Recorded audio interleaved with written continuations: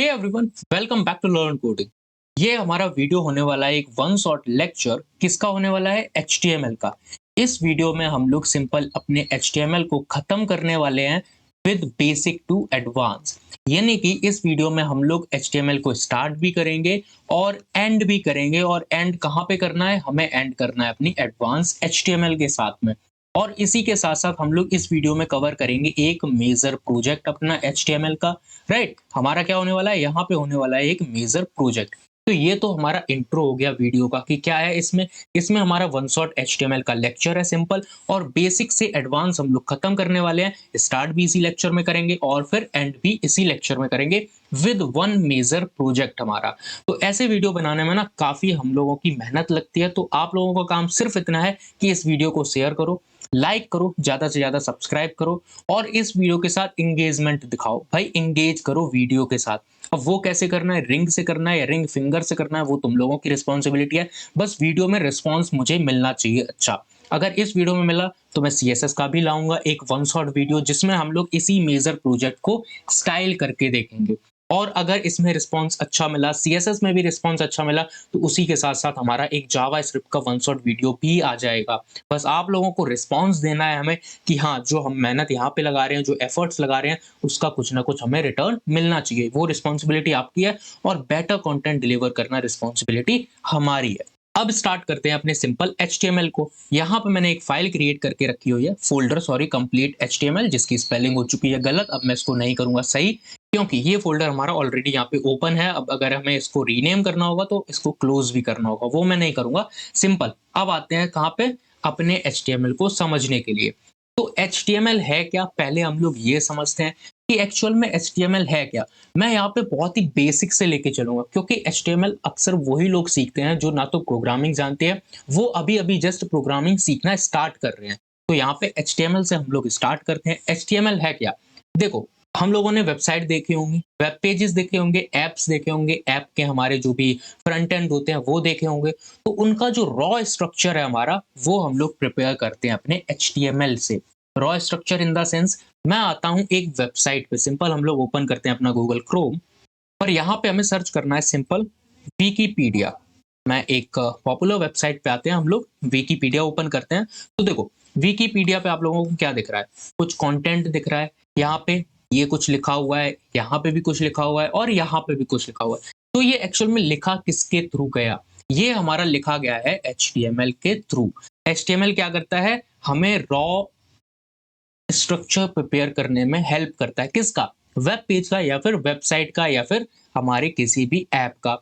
तो एचटीएमएल के थ्रू हम लोग करते क्या है? अपने वेब पेज का रॉ स्ट्रक्चर तैयार करते हैं। अगर हम लोगों ने एचटीएमएल के थ्रू इस वर्ड को लिखा है, दैट इज कॉमन, तो ये वर्ड स्टार्टिंग में यहाँ पे आया होगा। यानी कि एकदम स्टार्टिंग में जो हमारा पेज है, ये हमारा जो पूरा पेज है, उसके स्टार्टिंग में ये कॉमन वर्ड आया होगा।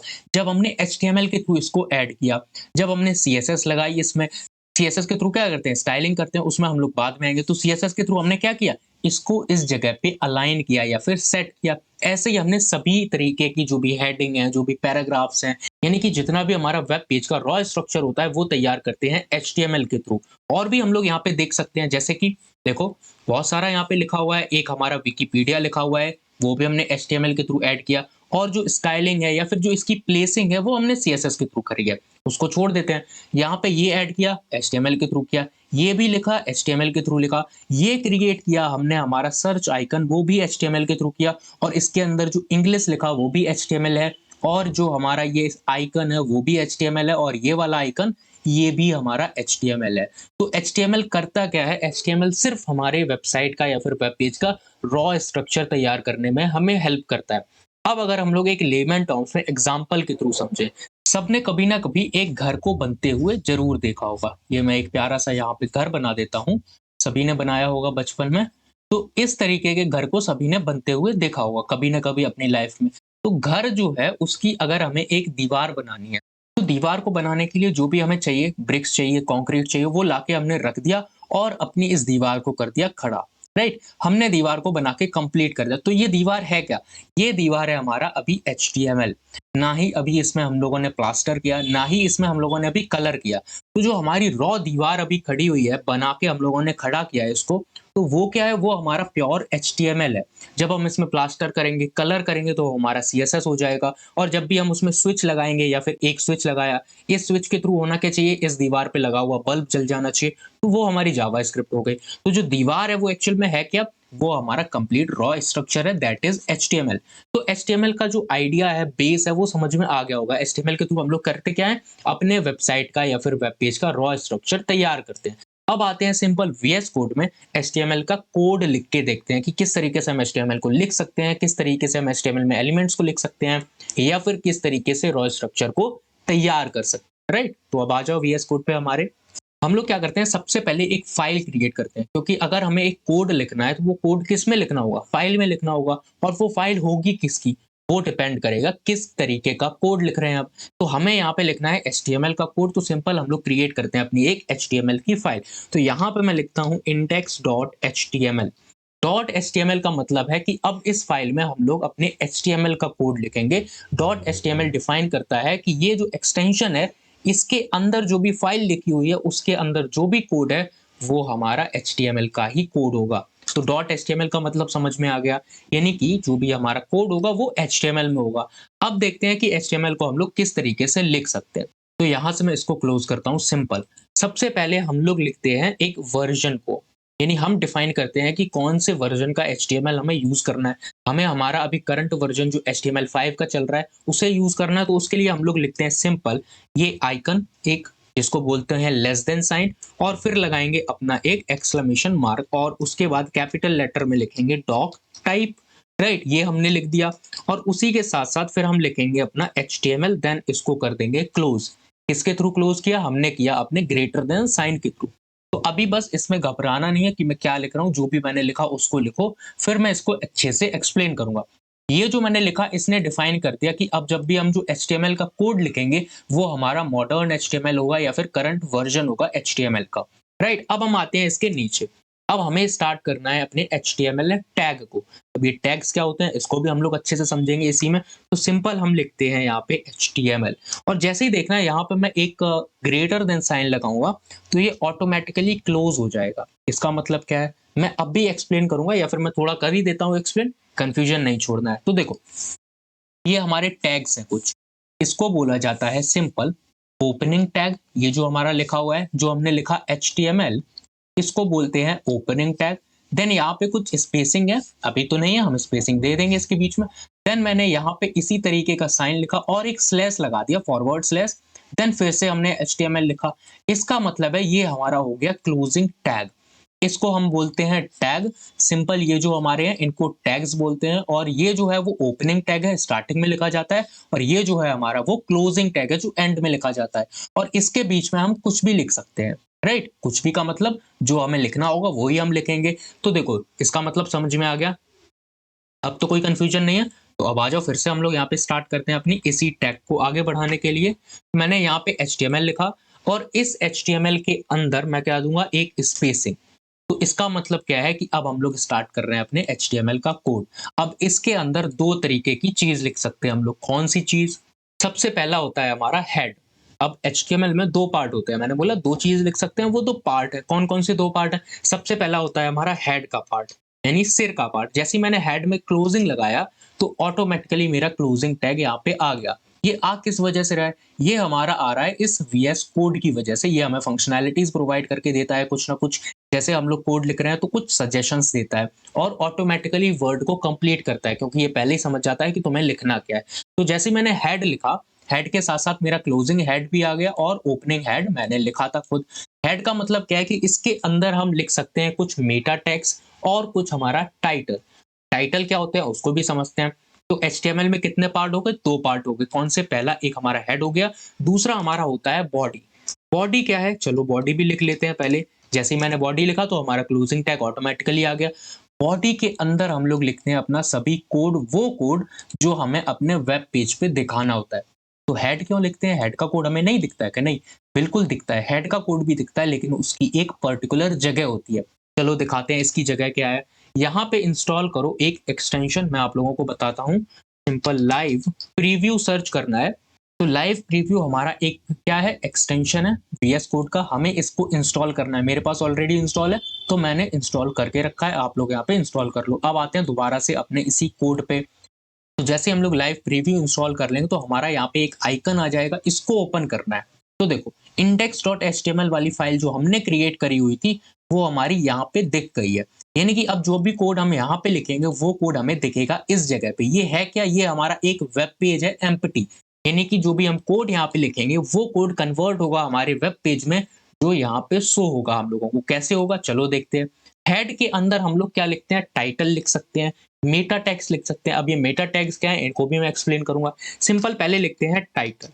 जैसे ही मैंने टाइटल लिखा ओपनिंग क्लोजिंग टैग हमारा आ गया, और टाइटल में मैं दे दूंगा this is our first HTML code. हम लोग लिख सकते हैं बिल्कुल, this is my first HTML code, right. तो जैसे ही मैंने यहाँ पे लिखा this is my first HTML code, तो ये इस जगह रिफ्लेक्ट हुआ। जहां पे पहले index.html लिखा हुआ था वहां पे अब आ गया this is my first HTML code. ये टाइटल दिखाता है। जब भी हम किसी वेबसाइट पे देखते हैं अमेजोन लिखा हुआ है या फ्लिपकार्ट लिखा हुआ है, वो है क्या, उस वेबसाइट का टाइटल है, जो हम लोगों ने भी यहाँ पे अपना डिफाइन कर लिया टाइटल। तो टाइटल समझ में आ गया। मेटा टैग्स हम लोग थोड़ी देर में लिखेंगे। अब आते हैं बॉडी पे। बॉडी में हम लोग वो कोड लिखते हैं जो इस पेज पे रिफ्लेक्ट होगा। हेड का कोड तो यहाँ पे आ गया, बॉडी का कोड इस जगह आएगा। कैसे, जैसे मैं यहाँ पे लिखता हूँ एक पैराग्राफ टैग। अब ये पैराग्राफ क्या है, पी टैग के थ्रू, यानी जो हमारा पी अल्फाबेट है उसके थ्रू हम लोग लिख सकते हैं पैराग्राफ टैग। पैराग्राफ टैग क्या करता है, हमारे वेब पेज में पैराग्राफ्स को लिखने के लिए हमें अलाउ करता है। जैसे मैं यहाँ पे लिखता हूँ मेरा नाम किशन, तो मैंने यहाँ पे जैसे ही किशन लिखा तो किशन इस जगह पे रिफ्लेक्ट हो गया। तो कहाँ पे रिफ्लेक्ट हुआ, हमारे वेब पेज पे, जो हमारा कैनवास है उस पे रिफ्लेक्ट हुआ। और ये है क्या, एक पैराग्राफ है। तो बॉडी में हम लोग वो कोड लिखते हैं जो हमें यहाँ पे दिखाना होता है। तो इतना जो कहानी मैंने यहाँ पे सुनाई है वो अच्छे से समझ में आ गई होगी। एक बार और अच्छे से समझ लेते हैं। हमें क्या समझना है यहाँ पे कि एक्चुअल में यहाँ पे लिखा क्या है। डॉक टाइप एचटीएमएल, इसका मतलब करंट वर्जन हम लोग एचटीएमएल का यूज कर रहे हैं। देन हमारा एचटीएमएल टैग ओपनिंग टैग है, वो हमने लिखा। उसके अंदर होते हैं दो चीजें, हेड और बॉडी।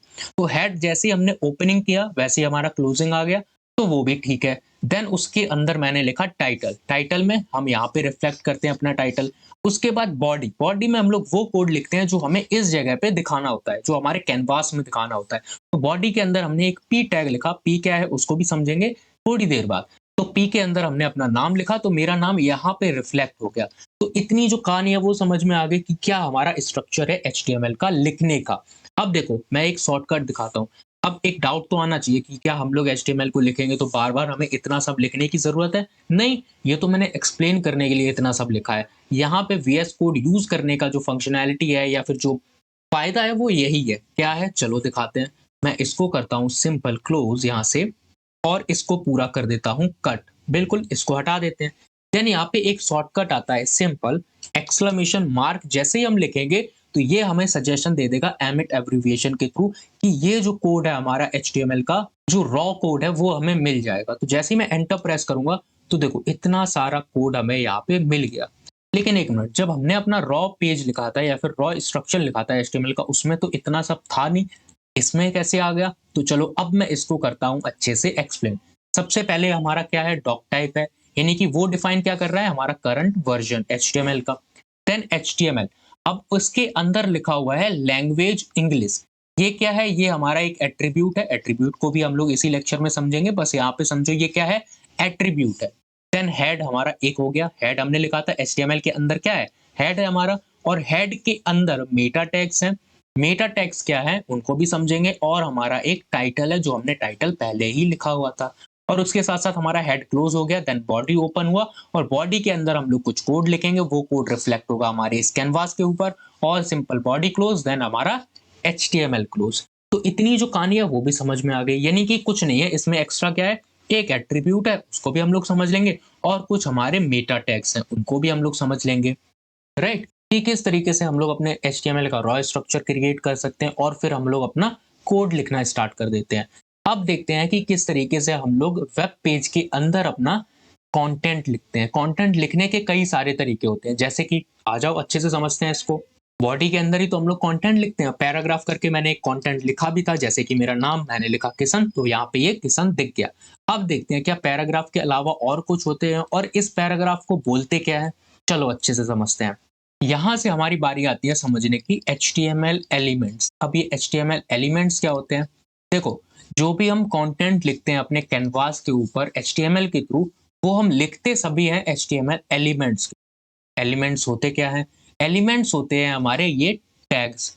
एक मिनट, टैग्स को एलिमेंट बोलते हैं? नहीं। जैसे मैंने यहाँ पे लिखा पैराग्राफ का P, ये क्या है हमारा? एक है ओपनिंग टैग। इसको मैं लिख देता हूँ सिंपल, ये हमारा है एक ओपनिंग टैग, राइट? इसको मैंने लिख दिया। देन मैंने यहाँ पे लिखा कुछ कंटेंट। कंटेंट में मैंने मेरा नाम लिखा था। ओके परफेक्ट, कंटेंट भी सही लिखा था मैंने। इसको बोला जाता है कंटेंट। मैंने नाम लिख दिया, कोई बात नहीं। तो यहाँ पे मैं लिख सकता हूँ कंटेंट। देन हमारा क्या था? Closing tag. तो क्या करता हूँ मैं? पी को क्लोज भी कर देता हूँ। क्लोज करने के लिए कुछ नहीं, सिर्फ एक फॉरवर्ड स्लैश लगाते हैं एंड हमारा टैग वहां पे हो जाता है क्लोज। इसको क्या बोलते हैं? इसको बोलते हैं सिंपल हमारा क्लोजिंग टैग। तो यहाँ पे समझो, ओपनिंग टैग, कंटेंट और क्लोजिंग टैग, अगर इन सबको मिला दिया जाए तो हमारा बनता है एक HTML का एलिमेंट। परफेक्ट, समझ में आ गया? HTML एलिमेंट क्या है? कुछ नहीं है, ओपनिंग टैग, उसके अंदर लिखे कंटेंट और क्लोजिंग टैग को अगर हम लोग मिला दें तो उसे बोला जाता है HTML का एक एलिमेंट। जैसे कि यहाँ पे P लिखा हुआ है हमारा paragraph tag and closing paragraph tag और उसके अंदर कुछ कंटेंट, इस पूरे को हम बोलेंगे हमारा एक HTML element, that is paragraph element. और जब भी हमें कंटेंट ऐड करना होता है, वो मैंने अभी बता दिया, किसके थ्रू करते हैं? एलिमेंट्स के थ्रू। जैसे कि ये जो किशन है हमारा, वो ऐड किसके थ्रू हुआ? वो इस एलिमेंट के थ्रू ऐड हुआ। यहाँ पे ओपनिंग टैग था, यहाँ पे क्लोजिंग टैग था, उसके अंदर जो कंटेंट था वो कंटेंट सिंपल हमारे वेब पेज पे दिखेगा। और वो भी मैंने कब बोला था स्टार्टिंग में, कि एकदम स्टार्टिंग में हमें दिखेगा कॉर्नर में। देन हम क्या करते हैं? स्टाइलिंग करके इसको इसकी जगह दिखा देते हैं। तो एलिमेंट समझ में आ गए। अब यहाँ पे कई तरीके के एलिमेंट्स होते हैं। कितने तरीके के, उनको समझेंगे बाद में। एक और यहाँ पे टर्म समझते हैं, एट्रीब्यूट्स क्या होते हैं। मैंने यहाँ पे बोला था कि ये हमारा जो लैंग्वेज इंग्लिश है वो क्या है? एक एट्रीब्यूट है। तो एट्रीब्यूट एक्चुअल में होते क्या है, चलो समझते हैं। एट्रीब्यूट होते हैं हमारे सिंपल कुछ ऐसे टर्म्स जो डिफाइन करते हैं एलिमेंट के एडिशनल बिहेवियर्स या फिर एडिशनल कैरेक्टरिस्टिक्स को। जैसे मैंने HTML लिखा, मैं इस language is equals to English के बिना भी इस HTML को लिख सकता था। लेकिन जैसे ही मैंने इसमें एक एट्रीब्यूट लिखा, लैंग्वेज इक्वल टू इंग्लिश, ये डिफाइन करेगा हमारे इस HTML टैग के कुछ एडिशनल कैरेक्टरिस्टिक्स को। इसका मतलब क्या है कि यहाँ पे हम लोग सिर्फ इंग्लिश लैंग्वेज को यूज कर रहे हैं। तो एट्रीब्यूट्स होते क्या हैं? कुछ नहीं होते, ये हमें कुछ एडिशनल इंफॉर्मेशन प्रोवाइड करते हैं हमारे एलिमेंट की। मैं इस पैराग्राफ के अंदर क्या एट्रीब्यूट्स लगा सकता हूँ? बिल्कुल लगा सकता हूँ एट्रीब्यूट। वो एट्रीब्यूट फिर डिफाइन क्या करेगा? इस पैराग्राफ की कुछ एडिशनल कैरेक्टरिस्टिक्स और फिर बिहेवियर्स को हमें डिफाइन करेगा, बस। एट्रीब्यूट्स कुछ नहीं है, एट्रीब्यूट्स उस एलिमेंट के कुछ एडिशनल बिहेवियर्स होते हैं जिनको हम ऐड करते हैं, बस। अब जैसे कि कुछ एग्जांपल समझ लेते हैं। हमारे ग्लोबल एट्रीब्यूट होते हैं। अब एट्रीब्यूट कई टाइप के होते हैं, लेकिन हम उनको धीरे धीरे समझेंगे। ये नहीं कि इकट्ठे अभी मैं सभी एट्रीब्यूट्स के नाम गिना दूं, नहीं, ऐसे तो मुझे भी याद नहीं होंगे। जैसे ही हम एलिमेंट्स को लिखेंगे, हमें जरूरत पड़ेगी तो हम उन एट्रीब्यूट्स को समझ भी लेते हैं। लेकिन जो ग्लोबल होते हैं, कुछ हमारे एट्रीब्यूट्स हैं, जैसे आईडी नाम का एक एट्रीब्यूट होता है। जब भी हम आईडी प्रोवाइड कर देते हैं किसी एलिमेंट को, कैसे देंगे? जैसे मैंने एक पी टैग लिखा, अब पी टैग में हमें आईडी देना है, तो हम क्या करेंगे? इसके क्लोज करने से पहले आईडी लिखेंगे, देन इक्वल, उसके बाद कोट्स, डबल कोट्स लिखने होते हैं। और आईडी में मैं कुछ भी दे सकता हूँ। लेट्स सपोज मैं इसको एक आईडी दूंगा पैरा, क्योंकि ये क्या है? पैराग्राफ है। तो मैंने आईडी दे दी पैराग्राफ और यहाँ पे डबल कोट्स के थ्रू इसको क्लोज कर दिया, देन इसको भी क्लोज करेंगे। तो एट्रीब्यूट हम कहाँ देते हैं? अपने ओपनिंग टैग के अंदर देते हैं। देन अपना कंटेंट और उसके बाद क्लोजिंग टैग लिख देंगे।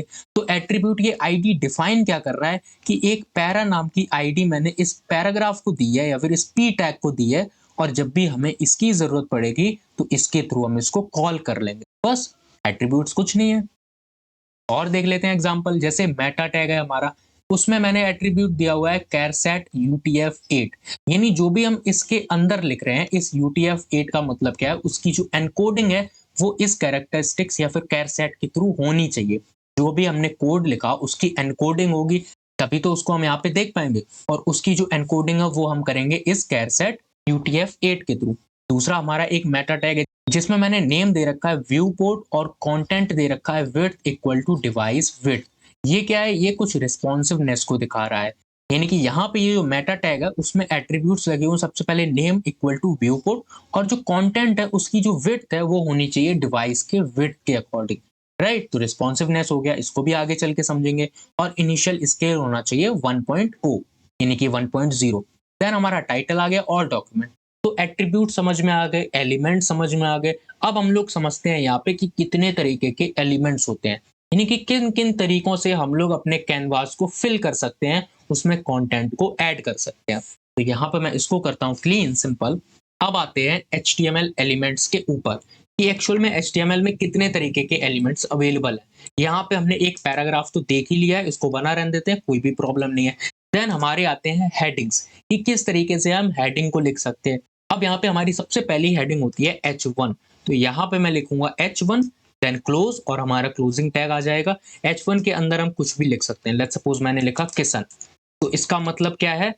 H1 के अंदर जो भी कंटेंट लिखा जाएगा वो थोड़ा सा बड़ा दिखेगा हमें रिस्पेक्ट विद पैराग्राफ, यानी जो पैराग्राफ के अकॉर्डिंग हमें हमारा कंटेंट कुछ बोल्ड या फिर बड़ा दिखेगा। किशन दिख गया। देन हमारी जो हेडिंग्स हैं वो 6 तरीके की होती हैं HTML में। H1 हो गया, देन हमारी H2 होती है और उसके बाद इसको भी मैं लिख देता हूँ किशन। और उसके बाद हमारी H3 होती है, उसमें भी मैं लिख दूंगा किशन। और उसके बाद हमारा H4 होता है, उसमें भी हमें लिखना पड़ेगा किशन, मेरा नाम अच्छा है। देन मैं H5 लिखूंगा यहाँ पे, उसमें भी मैं लिख दूंगा सिंपल किशन। ओके, डबल आई हटाओ, नहीं सिंगल आई है हमारे में नाम में। देन हमारी एक H6 होती है, तो H6 को भी हमें लिखना पड़ेगा। तो यहाँ पे मैं लिखता हूँ H6 और उसमें भी मैं लिख देता हूँ किशन, दैट इज मेरा नाम। अब देखते हैं, यहाँ पे मैंने सबसे पहले H1 का किशन देखा तो काफी बड़ा है, H2 का देखा उससे छोटा, H3 का उससे छोटा। देन यहाँ पे क्या हो रहा है, इसकी जो विड्थ, हाइट या फिर इसका जो फॉन्ट साइज है वो डिक्रीज हो रहा है according two heading number. H1 से लेके H6 तक हमारी 6 तरीके की हेडिंग होती हैं और जब भी हमें जिस ऑर्डर में इनकी नीड पड़ेगी उन्हीं ऑर्डर में हम इनको ऐड करेंगे। तो यहाँ पे 2 एलिमेंट्स हमें समझ में आ गए, 2 टैग समझ में आ गए HTML के। एक तो पैराग्राफ, दूसरा हमारा H1 हेडिंग। ये भी 6 तरीके के होते हैं, वो भी हम लोगों ने अच्छे से देख लिया। राइट, अब और टैग्स देखने की बारी है हमारी, तो इनको करते हैं कमेंट आउट सिंपल। इनको हमने कमेंट आउट कर दिया। कमेंट का मतलब होता है कुछ ऐसा कोड जो हमने लिख रखा है लेकिन जब मैंने उसको कमेंट कर दिया तो उसका कंपाइलेशन नहीं होगा। छोड़ो ये वर्ड, छोड़ो हैवी वर्ड है, उसको क्या करेंगे हम अपने वेब पेज पे दिखाएंगे नहीं। सिंपल कमेंट कर दिया यानी कि उसको इग्नोर करो, बस लिखा है वो कोड के फॉर्म में लिखा है लेकिन उसका यूज कुछ भी नहीं है। कमेंट्स ये होते हैं, वैसे तो मैक्सिमम पता ही होगा लोगों को कमेंट क्या होते हैं। और इसको लिखने का तरीका होता है, या तो मैं डायरेक्ट लिख सकता हूँ इस सिंटेक्स में, या फिर मैं क्या कर सकता हूँ कंट्रोल प्लस फॉरवर्ड स्लैश। जैसे मैं कंट्रोल प्लस फॉरवर्ड स्लैश दबाऊंगा वो क्या करेगा, कमेंट करेगा अगर वो अनकमेंटेड है तो, और अगर कमेंटेड है ऑलरेडी तो उसे अनकमेंट कर देगा। यानी कि किसी भी तुम लैंग्वेज में जाओ कुछ मतलब नहीं है, बस कंट्रोल प्लस फॉरवर्ड स्लैश को याद रखो, वो कमेंट कर देगा और अनकमेंट भी कर देगा अगर कमेंटेड है ऑलरेडी। तो यहाँ पे हेडिंग और पैराग्राफ हमने समझ लिया। देन आते हैं नीचे कुछ और टैग्स को समझने के लिए, जैसे कि एंकर टैग। एंकर टैग क्या होता है, ए जैसे ही मैं लिखूंगा और उसके बाद मैं एंटर प्रेस करूंगा तो यहाँ पे मेरा एंकर टैग आ जाएगा। एंकर टैग क्या होते हैं, ये लिंक्स देते हैं। जैसे कि मैं यहाँ पे लिखूं किशन, तो देखो यहाँ पे एंकर टैग है, उसका कलर कुछ और है और उसमें एक अंडरलाइन आ रही है। इसका मतलब क्या है, ये एक तरीके की लिंक है। जब भी मैं इस पे क्लिक करूंगा तो मैं दूसरे पेज पे पहुंच जाऊंगा, और कौन से पेज पे पहुंचूंगा वो इस एट्रीब्यूट में मुझे देना होगा। एट्रीब्यूट क्या है, एडिशनल इंफॉर्मेशन। जैसे ही मैं इसमें लिख दूंगा, जैसे जब भी मैं किशन पे क्लिक करूं तो मुझे पहुंचा दो www.google.com। राइट, जैसे ही मैं इस किशन पे क्लिक करूं तो मुझे गूगल की वेबसाइट पे रीडायरेक्ट कर दो। देखते हैं क्लिक करके, फाइल नॉट फाउंड। इसका मतलब क्या है, मैंने यूआरएल सही पेस्ट नहीं किया है। www.google.com ये फोन के अकॉर्डिंग सही है, लेकिन यहाँ पे मुझे पाथ देना होता है कि जब भी मैं इस पे क्लिक करूं तो किस पाथ पे मुझे रिडायरेक्ट करूं। वो क्या कह रहा है कि भैया तुम यहाँ पे जो आ रहे हो पाथ ढूंढ रहे हो वो अवेलेबल नहीं है, फाइल नॉट फाउंड। सिंपल इसको बैक करते हैं, तो इसका मैं पहले तो यूआरएल ठीक से प्रोवाइड करूं, यानी कि HTTPS मुझे देना होगा कोलन और फॉरवर्ड स्लैश। राइट, ये हमारा यहाँ पे हो गया पाथ। और जब भी मैं इस पे क्लिक करूंगा, देखते हैं क्लिक करके मैं अपने वेबसाइट पे आ रहा हूँ, जो भी मेरा वेब पेज है वो क्रोम पे ओपन हो गया।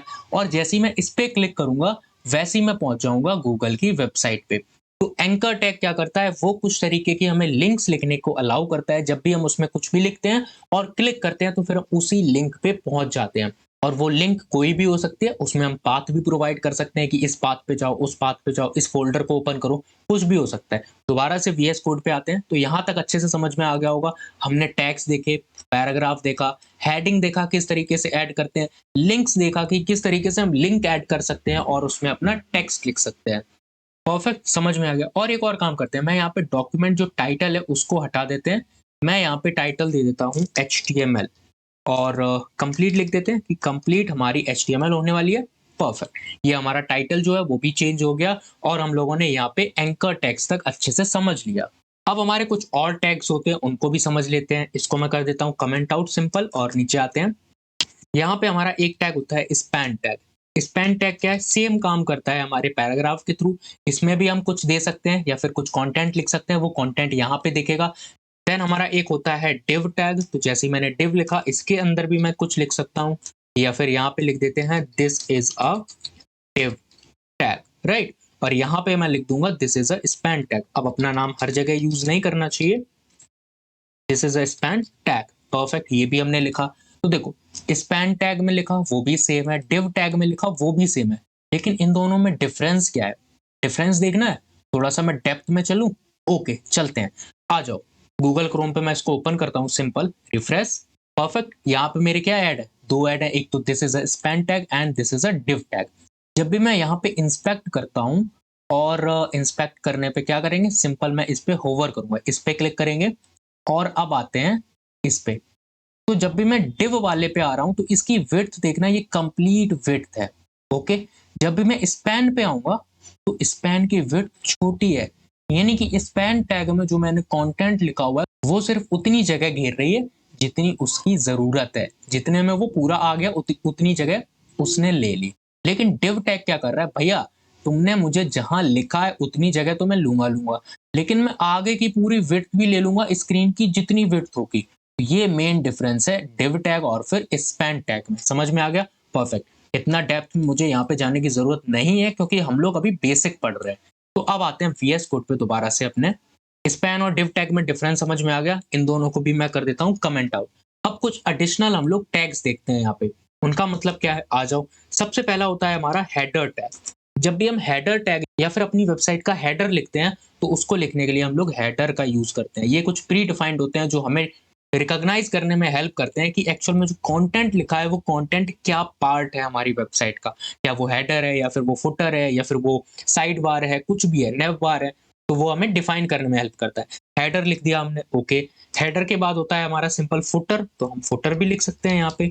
परफेक्ट, हमारा फुटर भी एक हो गया। देन हमारा सेक्शन भी होता है यहाँ पे, राइट, कि हम सेक्शन भी यहाँ पे डिवाइड कर सकते हैं अपने पेज का। इनके अंदर कंटेंट कुछ भी लिखो वो अभी रिफ्लेक्ट होगा, जैसा हमारा पैराग्राफ में हो रहा था, जैसा हेडिंग में हो रहा था, जैसा स्पैन में या फिर डिव में हो रहा था। लेकिन डिफरेंस क्या है, ये बस डिफाइन करते हैं कि जो कंटेंट लिखा है वो कंटेंट क्या पार्ट है हमारी वेब पेज का या फिर वेबसाइट का। तो इतना समझ में आ गया, सेक्शन हो गया। और देखते हैं कौन कौन से होते हैं हमारे। नेव बार भी होता है सिंपल हमारा, तो नेव बार भी हम लोग नेव के थ्रू लिखते हैं। और अब मैं थोड़े से टेक्स्ट को डेकोरेट करने के यहाँ पे टैग्स बताता हूँ। मैं क्या करता हूँ, स्पैन को अनकमेंट करते हैं और डिव को भी। यहाँ पे देखो, जो मैंने स्पैन लिखा हुआ है इसके अंदर मैं एक टैग लिखता हूँ। कैसा टैग, चलो यहाँ पे मैं एक टैग लिखूंगा स्ट्रॉन्ग नाम का। जैसे ही मैंने स्ट्रॉन्ग टैग लिखा तो ये ओपन भी हो गया और क्लोज भी हो गया। तो मैं क्या करूंगा, इस स्पैन को उठा के लाएंगे, लेकिन मेरा स्पैन गायब हो गया, कोई बात नहीं, मैं स्पैन को दोबारा लिख दूंगा। तो स्ट्रॉन्ग टैग के अंदर मैंने स्पैन वर्ड को लिखा, ये कंटेंट है जो यहाँ पे रिफ्लेक्ट होगा और वो कंटेंट थोड़ा बोल्ड आया। यानी कि अगर हमें किसी भी वर्ड को, पर्टिकुलर वर्ड को बोल्ड करना है तो उसको हम कर सकते हैं स्ट्रॉन्ग के थ्रू, राइट, जो हमारा टैग है। वैसे ही हमारा एक स्मॉल भी होता है तो हम स्मॉल का भी यूज करके देख लेते हैं। मैं क्या करता हूँ, इसको सिंपल करते हैं कॉपी, और कॉपी करने के लिए मैंने यहाँ पे यूज किया हुआ है alt shift plus down arrow. तो यहाँ पे मैं लिखूंगा स्मॉल और इसकी जगह भी मैं क्या करूंगा, स्मॉल लिखूंगा, राइट। परफेक्ट। तो यहाँ पे देखो, ये वाला जो स्पैन है वो हल्का सा छोटा है, इररिस्पेक्टिव ऑफ दिस इज, यानी इसके अकॉर्डिंग ये वाला कुछ छोटा है और स्ट्रॉन्ग वाला कुछ बड़ा है। लेकिन यहाँ पे एक बात याद रखना, मैंने स्पैन लिखा था इस लाइन में और दूसरा स्पैन लिखा था इस लाइन में, लेकिन ये तो एक ही लाइन में आ गया। यही खासियत है हमारे स्पैन टैग की, कि वो उतनी जगह लेता है जितनी जगह उसको चाहिए, रिक्वायर्ड है वो उतनी जगह लेगा और बाकी की जगह अपने नेक्स्ट एलिमेंट को दे देगा। लेकिन div थोड़ा-सा यार कह सकते हैं जिद्दी है। ये क्या करता है, इसने अपनी जगह तो ले ली, लेकिन ये पूरी विड्थ भी ले लेता है। अभी मैंने एक्सप्लेन किया था, जैसे मैं div को यहाँ पे डबल करूँ, तो एक div की जगह तो ये हो गई, दिस इज़ फर्स्ट div और दिस इज़ सेकंड div और ये जो वाली जो div है वो अगली लाइन में आई है हमारी। यानी इसका मतलब क्या है, div अपनी जगह लेता है और रिक्वायर्ड के साथ-साथ अपनी विड्थ भी ले लेता है पूरी और उसके बाद जब भी नेक्स्ट एलिमेंट को हमें जगह देनी होती है, तो वो क्या करता है, अगली लाइन में फेंक देता है उसको कि जाओ भैया अगली लाइन में अपनी जगह ले लो जाके।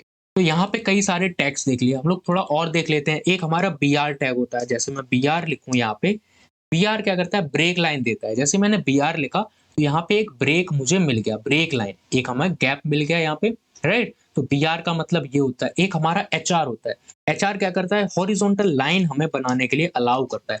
जैसे ही मैंने एचआर टैग लिखा, और याद रखना इसमें कोई भी क्लोजिंग टैग नहीं होता है, यही ओपनिंग टैग है और इसी को हम लोग लिखते हैं। हम यहाँ क्लोजिंग लिख सकते हैं लेकिन लिखने की जरूरत नहीं है। तो एचआर लिखा, एचआर मतलब हॉरिजॉन्टल लाइन, तो यहाँ पे एक हॉरिजॉन्टल लाइन बन के आ गई।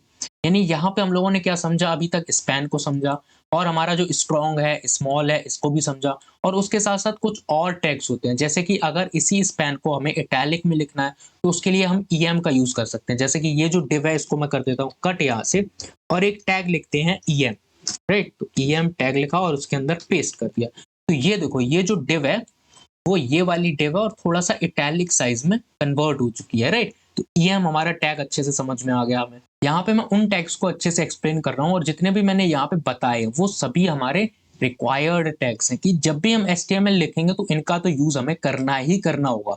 ऐसा नहीं है कि सिर्फ इतने ही टैग हैं, नहीं, कई सारे टैग्स हैं, वो आपको पढ़ने की जरूरत है क्योंकि यहाँ पे सभी टैग्स अगर मैं बताने बैठ गया तो वीडियो तो काफी लंबा हो जाएगा और मैं समझा भी नहीं पाऊंगा, क्योंकि जो अदर टैग्स हैं वो हमारे कम जरूरी वाले होते हैं, यानी कि हम उनको बहुत ही रेयरली यूज करते हैं। तो यहाँ पे जितने भी टैग्स और एलिमेंट मैं अच्छे से एक्सप्लेन कर रहा हूँ वो हमारे मस्ट है, उन्हें सीखना बहुत जरूरी है क्योंकि जब भी हम एचटीएमएल का कोड लिखेंगे तो उन टैग्स को हमें अमूमन यूज करना ही पड़ जाएगा, राइट? तो आ जाओ, और याद रखना जितने मैं यहाँ पे एलिमेंट्स को एक्सप्लेन कर रहा हूँ रेयरली केस जाएगा कि इसके बाहर भी आप लोगों को कभी जरूरत पड़े, राइट? जितने यहाँ पे मैं पढ़ा रहा हूँ उतने मस्ट हैं, पढ़ लो, बहुत हैं उतने।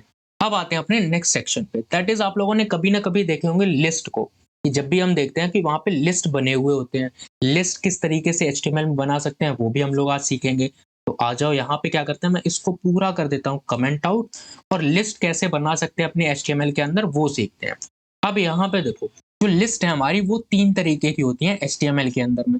सबसे पहला होता है हमारा ऑर्डर्ड लिस्ट, कि किस तरीके से हम ऑर्डर्ड लिस्ट बनाते हैं, अब डिफरेंस क्या है वो भी समझेंगे। सेकंड होती है हमारी अनऑर्डर्ड लिस्ट, कि किस तरीके से हम अपनी अनऑर्डर्ड लिस्ट को बनाते हैं। और दूसरी होती है हमारी डिस्क्रिप्शन लिस्ट, ये तो काफी कम ही यूज करते हैं, ये जो ऊपर की दो हैं वो हम लोग ज्यादा यूज करते हैं। तो डिस्क्रिप्शन लिस्ट यानी कि एचटीएमएल के थ्रू हम लोग किस तरीके से लिस्ट को बना सकते हैं वो इसमें अच्छे से समझेंगे। अब ऑर्डर्ड लिस्ट आ जाएगी। ऑर्डर्ड लिस्ट में क्या होता है, हमें नंबरिंग को दिखाना होता है। जब भी हम ऑर्डर्ड लिस्ट बनाते हैं उसका मतलब है कि हम लिस्ट बना रहे हैं 1 2 3 करके और उसके अंदर अपना कंटेंट लिख रहे हैं। जैसे 1 के अंदर मैंने अपना नाम लिखा, देन हमारे एलसी का नाम आ गया, देन हमारे अंकुश भाई का नाम आ गया और देन 4th नंबर पे हमारे अखिल भाई आ गए। तो ऑर्डर्ड लिस्ट का मतलब क्या है कि हम लोग नंबरिंग के थ्रू अपनी लिस्ट बना रहे हैं और वहीं पे अनऑर्डर्ड लिस्ट आ जाते हैं। अनऑर्डर्ड लिस्ट में क्या होता है कि हम लोग नंबरिंग ना क्रिएट करके डॉट्स हो जाते हैं या फिर हम लोग स्क्वायर के थ्रू या फिर एरो के थ्रू हम लोग अपनी लिस्ट को क्रिएट करते हैं। देन हमारी डिस्क्रिप्शन लिस्ट, डिस्क्रिप्शन लिस्ट में क्या होता है, कभी आप लोगों ने देखा होगा यहाँ पे लिखा हुआ है डेटा, देन डेटा के थोड़ा सा हट के यानी एक टैब स्पेस में यहाँ पे उसका कुछ एनालिसिस लिखा होता है या फिर उसका डिस्क्रिप्शन लिखा होता है कि व्हाट इज डेटा, तो यहाँ पे लिखा है व्हाट इज डेटा, राइट? तो ये हमारे डिस्क्रिप्शन लिस्ट होते हैं। अब इनको किस तरीके से क्रिएट करते हैं आ जाओ समझते हैं अच्छे से। यहाँ पे मैं क्लोज करता हूँ। सबसे पहले देखते हैं हमारी ऑर्डर्ड लिस्ट। हम यहाँ पे क्या करते हैं, एक कमेंट के अंदर लिखेंगे लिस्ट और उसके बाहर सबसे पहली हमारी है ऑर्डर्ड लिस्ट, राइट? तो ऑर्डर्ड लिस्ट हम लोग किस तरीके से लिखते हैं, तो इसका जो सिंटेक्स है वो लिखने का है OL लिखते हैं और फिर एंटर प्रेस कर दो। तो इसका हमारा ओपनिंग क्लोज आ जाता है, यानी ओपनिंग टैग और फिर क्लोजिंग टैग। OL के अंदर देन अपना लिखते हैं लिस्ट आइटम्स। जैसे कि मैं यहाँ पे पहला लिस्ट लिखता हूँ अपना, जैसे मैंने LI लिखा, एंटर प्रेस किया तो ओपनिंग और क्लोजिंग आ गया और मैं लिख देता हूँ किशन, यानी मेरा नाम। तो देखो यहाँ पे मेरी लिस्ट क्रिएट हुई लेकिन वो नंबरिंग के साथ लिस्ट क्रिएट हुई हमारी, राइट? अब सेकंड क्रिएट करते हैं, तो मैं यहाँ पे li लिखता हूँ सेकंड, और उसके अंदर मैं लिख देता हूँ lc। ये हमारा lc आ गया।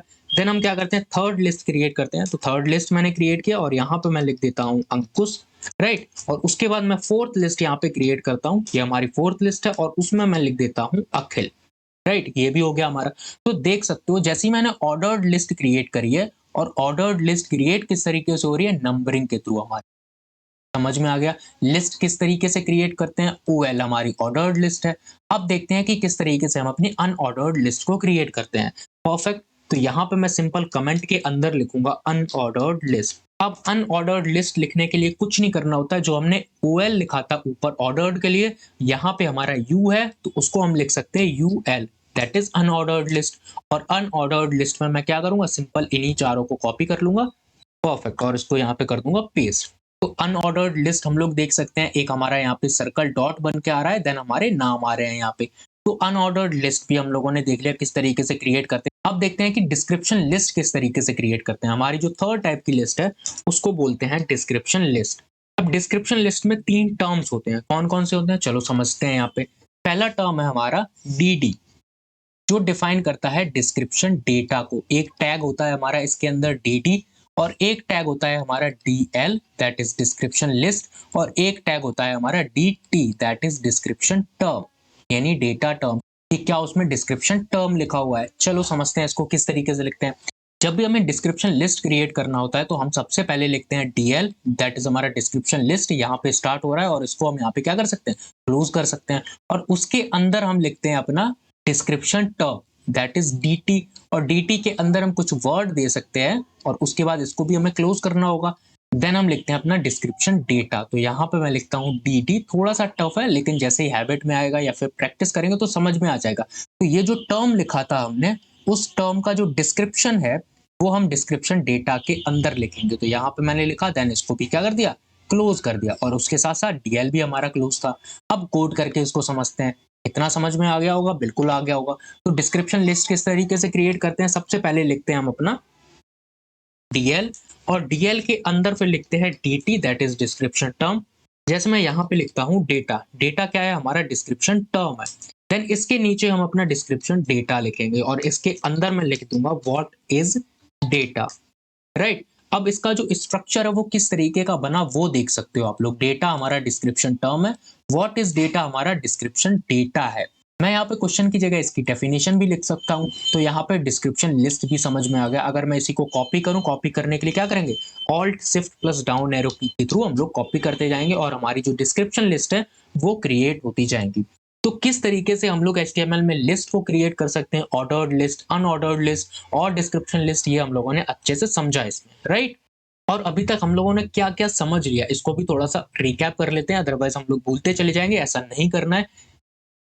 सबसे पहले हम लोगों ने समझा था एक्चुअल में HTML है क्या, क्या यूज है इसका, किस तरीके से लिख सकते हैं HTML को। देन हम लोगों ने रॉ स्ट्रक्चर समझा था HTML का, क्या डॉक टाइप है, क्या लैंग्वेज है, या फिर जो एट्रीब्यूट्स वगैरह होते हैं, मेटा टैग्स क्या है, टाइटल एंड जो हेड है। देन बॉडी हमारा है, किस तरीके से हमने समझा था। बॉडी के अंदर जो भी कोड लिखते हैं वो हमारा कहाँ आता है, इसके अंदर आता है, कैनवास के अंदर आता है। देन हम लोगों ने पैराग्राफ देखा, जो भी पैराग्राफ्स होते हैं वो किस तरीके से लिखते हैं। लेकिन उससे पहले हम लोगों ने एलिमेंट्स को समझा था और एट्रीब्यूट्स को समझा था अच्छे से, राइट। देन हम लोग अपने हेडिंग्स पे आए थे कि कितने टाइप्स की हेडिंग होती है हमारी HTML के अंदर। और फिर क्या देखा था हम लोगों ने, और देखा था यहाँ पे सिंपल एंकर टैग, कि किस तरीके से हम लोग लिंक्स को इंक्लूड कर सकते हैं अपने HTML में, कि एक लिंक पे क्लिक करें तो कहीं पे रीडायरेक्ट हो जाए, तो वो लिंक किस तरीके से क्रिएट कर सकते हैं।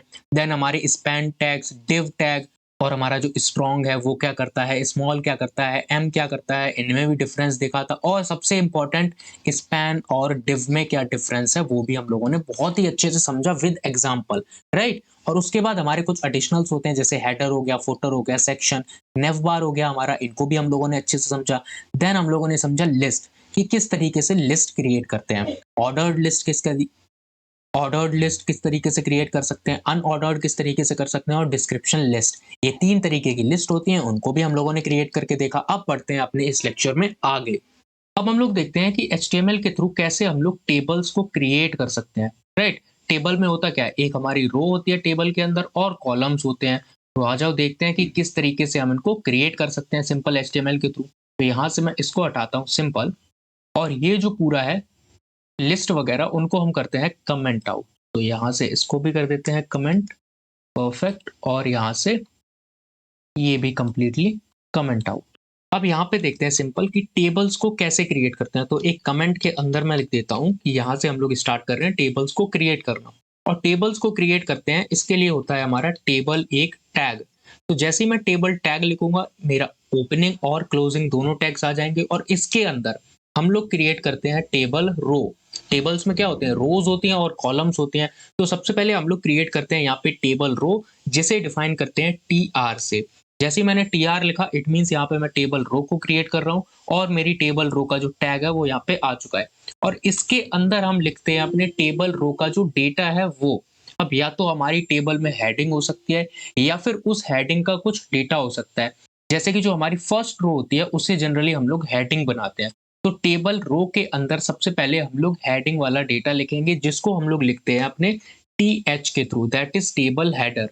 राइट, जैसे ही मैं इसे लिखूंगा सिंपल हमारी टेबल हेडर हो जाएगा, और इसके अंदर हम कुछ भी लिख सकते हैं। लेट्स सपोज ये हो जाएगा हमारा कॉलम 1। राइट, तो जैसे ही कॉलम 1 लिखा, और उसी के साथ हम क्या कर सकते हैं, कॉलम 2 भी लिख सकते हैं। तो जब मैं इसी को कॉपी करूं, परफेक्ट, और यहाँ पे मैं लिख दूंगा कॉलम 2। तो अब यहाँ पे हम लोग देख सकते हैं कि जितनी हमने हेडिंग यहाँ पे क्रिएट करी है, उतने ही कॉलम्स क्रिएट हुए हैं। एक तो हमारी रो क्रिएट हो गई जैसे ही हमने टेबल रो क्रिएट किया। एक मिनट में इसको फॉर्मेट कर देता हूँ, देन यहाँ पे मैं अच्छे से समझाता हूँ। परफेक्ट, अब देखो जैसे ही मैंने यहाँ पे टेबल रो को डिफाइन किया, इट मीन्स एक हमारी यहाँ पे रो बन के तैयार हो गई। लेकिन इस रो में कितने कॉलम्स होंगे, ये यहाँ पे हम डिफाइन करेंगे इनके थ्रू, टेबल हेडिंग के थ्रू। जितने हमारा टेबल का डेटा होगा, उतनी ही उसमें कॉलम्स होंगे। जैसे यहाँ पे दो हेडर्स मैंने क्रिएट किए, table header 1 and table header 2। तो यहाँ पे एक हो गया टेबल हेडर 1, और दूसरा हो गया टेबल हेडर 2। तो ये डिफाइन करेगा कि कितने उस टेबल में कॉलम्स होंगे। एक कॉलम हमारा ये हो गया, और दूसरा कॉलम हमारा ये हो गया। और उसके बाद हम क्या कर सकते हैं, इस टेबल के अंदर डेटा को ऐड कर सकते हैं। टेबल हेडर का मतलब होता है सिंपल, ये एक तरीके की हेडिंग है जो बोल्ड टेक्स्ट में हमें दिखेगा। यहाँ पे हमें बोल्ड टेक्स्ट दिख रहा है। और वैसे ही हम क्या कर सकते हैं, अब सेकंड रो क्रिएट कर सकते हैं। एक हमारी फर्स्ट रो ये हो गई जिसके अंदर दो कॉलम्स हैं, एक हमारा कॉलम 1 एंड कॉलम 2। अब हम क्या कर सकते हैं, सेम अपनी सेकंड रो क्रिएट कर सकते हैं। तो मैं इसी को कॉपी करूंगा, एंड यहाँ पे हमारी सेकंड रो क्रिएट होगी। लेकिन इसके अंदर अब हम हेडर को क्रिएट नहीं करेंगे, क्योंकि हेडर तो या फिर हेडिंग तो एक ही होने वाली है। इसके अंदर हम क्रिएट करेंगे अपने टेबल का डेटा, जिसे हम डिफाइन करते हैं टीडी से। सिंपल मैंने टीडी लिखा, ये हमारा टेबल का डेटा हो गया। और कॉलम 1 के अंदर हम लिख सकते हैं दिस इज हमारी रो 1। राइट, तो यहाँ पे मैं लिख सकता हूँ रो 1, एंड ये जो कॉलम है वो भी 1 है। अगर हम अपने कॉलम 1 की जो पोजीशनिंग है वो देखें, तो कॉलम 1 किस जगह पे आ रहा है, इसमें रो 1 है, ये रो हमारी 1 है, और जो कॉलम है वो भी 1 है। तो इसमें मैंने डेटा रख दिया रो 1 और कॉलम 1। सेम हम क्या कर सकते हैं, कॉलम 2 के लिए अपना डेटा लिख सकते हैं। मैं इसी को कॉपी करूंगा सिंपल, और यहाँ पे रो तो 1 है और कॉलम हमारा 2 हो गया। राइट, हम देख सकते हैं यहाँ पे ये वाला जो डेटा है वो कॉलम 1 के लिए है, और ये वाला जो डेटा है वो कॉलम 2 के लिए है। और रो तो फिलहाल में अभी 1 चल रही है, यही तो हमारी पूरी रो है। और कॉलम यहाँ पे ये वाला कॉलम 1 है, और ये वाला कॉलम 2 है। ये समझ में आ गया, टेबल्स तो अच्छे से आती होंगी। और क्रिएट कैसे करते हैं वो भी हमने देख लिया। और हम क्या कर सकते हैं, अपनी सेकंड रो को यहाँ पे क्रिएट कर सकते हैं। तो सिंपल इसी को कॉपी करो, एंड यहाँ पे कर दो रो 2 है हमारी, और कॉलम 1 है, और सिंपल ये भी रो 2 है और कॉलम 2 है। तो इस तरीके से हम अपने HTML में टेबल्स को क्रिएट कर सकते हैं। और किस तरीके से हम लोग टेबल्स को क्रिएट कर सकते हैं HTML में, वो भी देखा। टेबल टैग हमारा ओपनिंग और क्लोजिंग दोनों, और उसमें होंगी हमारी रोज, कितनी रोज है, और डिपेंड करेगा उन रो में हमें कितने कॉलम रखना है। उसी हिसाब से हम अपनी हेडिंग्स को ऐड करेंगे, जो हमारा टेबल हेडर होता है। देन नेक्स्ट रो में हम क्या कर सकते हैं, अपने डेटा ऐड कर सकते हैं। कॉलम्स का जो भी हमारे कॉलम का डेटा होने वाला है वो यहाँ पे हम लोग ऐड कर देंगे। तो 3 टैग्स हमने इसमें देखे। एक तो टेबल देखा, मेन टैग हमारा, एक टेबल रो देखा, और एक टेबल हेडिंग देखा, और एक टेबल डेटा देखा। ये 4 टैग्स है टोटल हमारे टेबल्स के अंदर, और इनके थ्रू हम लोग अपनी टेबल्स को क्रिएट करते हैं। अब टेबल्स देख ली, अब मोस्ट इंपॉर्टेंट थिंग देखते हैं हम लोग HTML में, कि किस तरीके से हम लोग फॉर्म्स को क्रिएट कर सकते हैं। ये बहुत ही इंपॉर्टेंट है, फॉर्म्स को क्रिएट करना। हमारे HTML में अंदर किस तरीके से फॉर्म को क्रिएट कर सकते हैं, किस तरीके से उसको अलाइन कर सकते हैं, क्या क्या टैग्स हैं, क्या क्या एलिमेंट्स हैं, ये सभी हम लोग आज के इस वीडियो में फॉर्म्स के अंदर देखने वाले हैं। तो यहाँ पे इसको कमेंट आउट करते हैं सिंपल, जो टेबल है वो तो हम लोगों ने अच्छे से समझ ली, तो सिंपल यहाँ से कमेंट आउट भी कर दो इसको। और अब आते हैं फॉर्म्स को समझने। फॉर्म्स में कितने तरीके के एलिमेंट्स होते हैं, तो एक कमेंट के अंदर हम लोग यहाँ पे लिख देंगे फॉर्म्स। अब सबसे पहले देखते हैं फॉर्म में क्या होता है। एक इनपुट होता है कि किसी तरीके से हम यूजर से एक इनपुट ले लें, राइट। एक हमारी बटन होती है, और कहीं कहीं टेक्स्ट एरियाज भी होते हैं कि कहाँ पे हमें कितना टेक्स्ट लिखना है, वो एक एरिया डिफाइन कर देते हैं। Right a comment for this product, या फिर फीडबैक लेने के लिए हम क्या करते हैं, एक टेक्स्ट एरिया डिफाइन करते हैं ब्रॉडर सा। उसमें हम अपना कुछ भी एक सेंटेंस या पैराग्राफ लिख सकते हैं। और इनपुट टैग में हम अपना इनपुट ले सकते हैं यूजर से। अब देखते हैं फॉर्म को क्रिएट करने के लिए क्या होता है। एक हमारा फॉर्म टैग होता है। हम लोग यहाँ पे जैसे ही लिखेंगे फॉर्म टैग, तो ये तो फॉर्म टैग बन गया। अब इसमें कुछ एट्रीब्यूट्स भी होते हैं। क्या एट्रीब्यूट होते हैं? सबसे पहला हमारा एट्रीब्यूट होता है एक्शन का। एक्शन एट्रीब्यूट हमें दिखाता है कि जो भी डेटा है फॉर्म का, वो हम कहाँ पे सेंड करेंगे। वो पाथ हम लोग यहाँ पे प्रोवाइड करते हैं एक्शन के अंदर, कि जो डेटा है वो किस जगह हमें भेजना है, जो यूजर ने फिल किया इस फॉर्म के अंदर। तो फिलहाल तो हमें डेटा कहीं भी नहीं भेजना, तो हम क्या करेंगे, इसको एम्प्टी कर देंगे हैशटैग के थ्रू।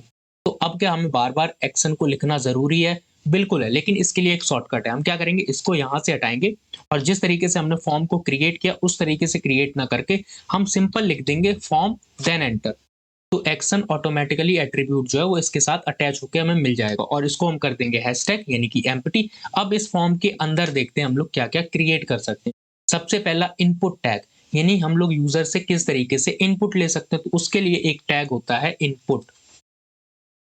हम यहाँ पे जैसे ही इनपुट लिखेंगे और एंटर प्रेस करेंगे, तो एक टैग यहाँ पे क्रिएट होगा जिसके अंदर लिखा हुआ है input type equal to text. और जब भी हम अपने वेब पेज पे देखते हैं तो एक रेक्टेंगल यहाँ पे बना हुआ आ रहा है। जब इस पे क्लिक करते हैं तो हम लोग कुछ भी यहाँ पे बेसिकली टाइप कर सकते हैं। इसका मतलब क्या है कि यहाँ पे हम लोग यूजर के थ्रू कुछ ना कुछ इनपुट ले सकते हैं। अब इस इनपुट में कई सारे एट्रीब्यूट्स होते हैं, तो पहले उन एट्रीब्यूट्स को समझ लेते हैं। एक तो हो गया टाइप टेक्स्ट। इसका मतलब क्या है कि हम लोग यहाँ पे टेक्स्ट के अलावा बहुत कुछ यहाँ पे लिख सकते हैं। नंबरिंग लिखना है तो वो भी लिख सकते हैं, लेकिन हो सकता है कि हमें क्या चाहिए, सिर्फ नंबर लेना है, एज अ फोन नंबर हमें इनपुट लेना है यूजर से। तो हम क्या करेंगे, इस टाइप इक्वल टू टेक्स्ट को हटा के नंबर कर देंगे सिंपल। कि अब जब भी हम इसमें टाइप करेंगे अल्फाबेट्स, तो हम इसमें अल्फाबेट्स नहीं लिख सकते। जैसे मैं लिखूं, नहीं, अल्फाबेट्स हम लोग यहाँ पे नहीं लिख पा रहे हैं, लेकिन जब मैं नंबरिंग लिखता हूँ 1 2 3, तो वो सिंपल हम लोग लिख पा रहे हैं। तो टाइप नंबर का मतलब क्या है कि हम लोग सिर्फ नंबर यहाँ पे दे सकते हैं। और यहाँ पे टाइप होते हैं, जैसे कि मैं यहाँ पे ईमेल प्रोवाइड करूँ, टाइप का मतलब ईमेल। तो अब इसका मतलब क्या है कि यहाँ पे हम लोग ईमेल को पास कर सकते हैं या फिर लिख सकते हैं। क्या और भी एट्रीब्यूट्स होते हैं टाइप के अलावा? बिल्कुल होते हैं। तो यहाँ पे ईमेल की जगह अभी मैं टेक्स्ट कर देता हूँ, सिंपल टेक्स्ट रहने देते हैं और एट्रीब्यूट्स इसमें ऐड करते हैं। सबसे पहला एट्रीब्यूट रखते हैं प्लेस होल्डर। प्लेस होल्डर का मतलब है, एक हम यूजर को हिंट प्रोवाइड करेंगे कि इस इनपुट में तुम्हें लिखना क्या है। वो हिंट, जैसे कि ये इनपुट है हमारा कि यूजर से हमें यूजर नेम को लेना है, तो यहाँ पे मैं लिख सकता हूँ enter your user name, right.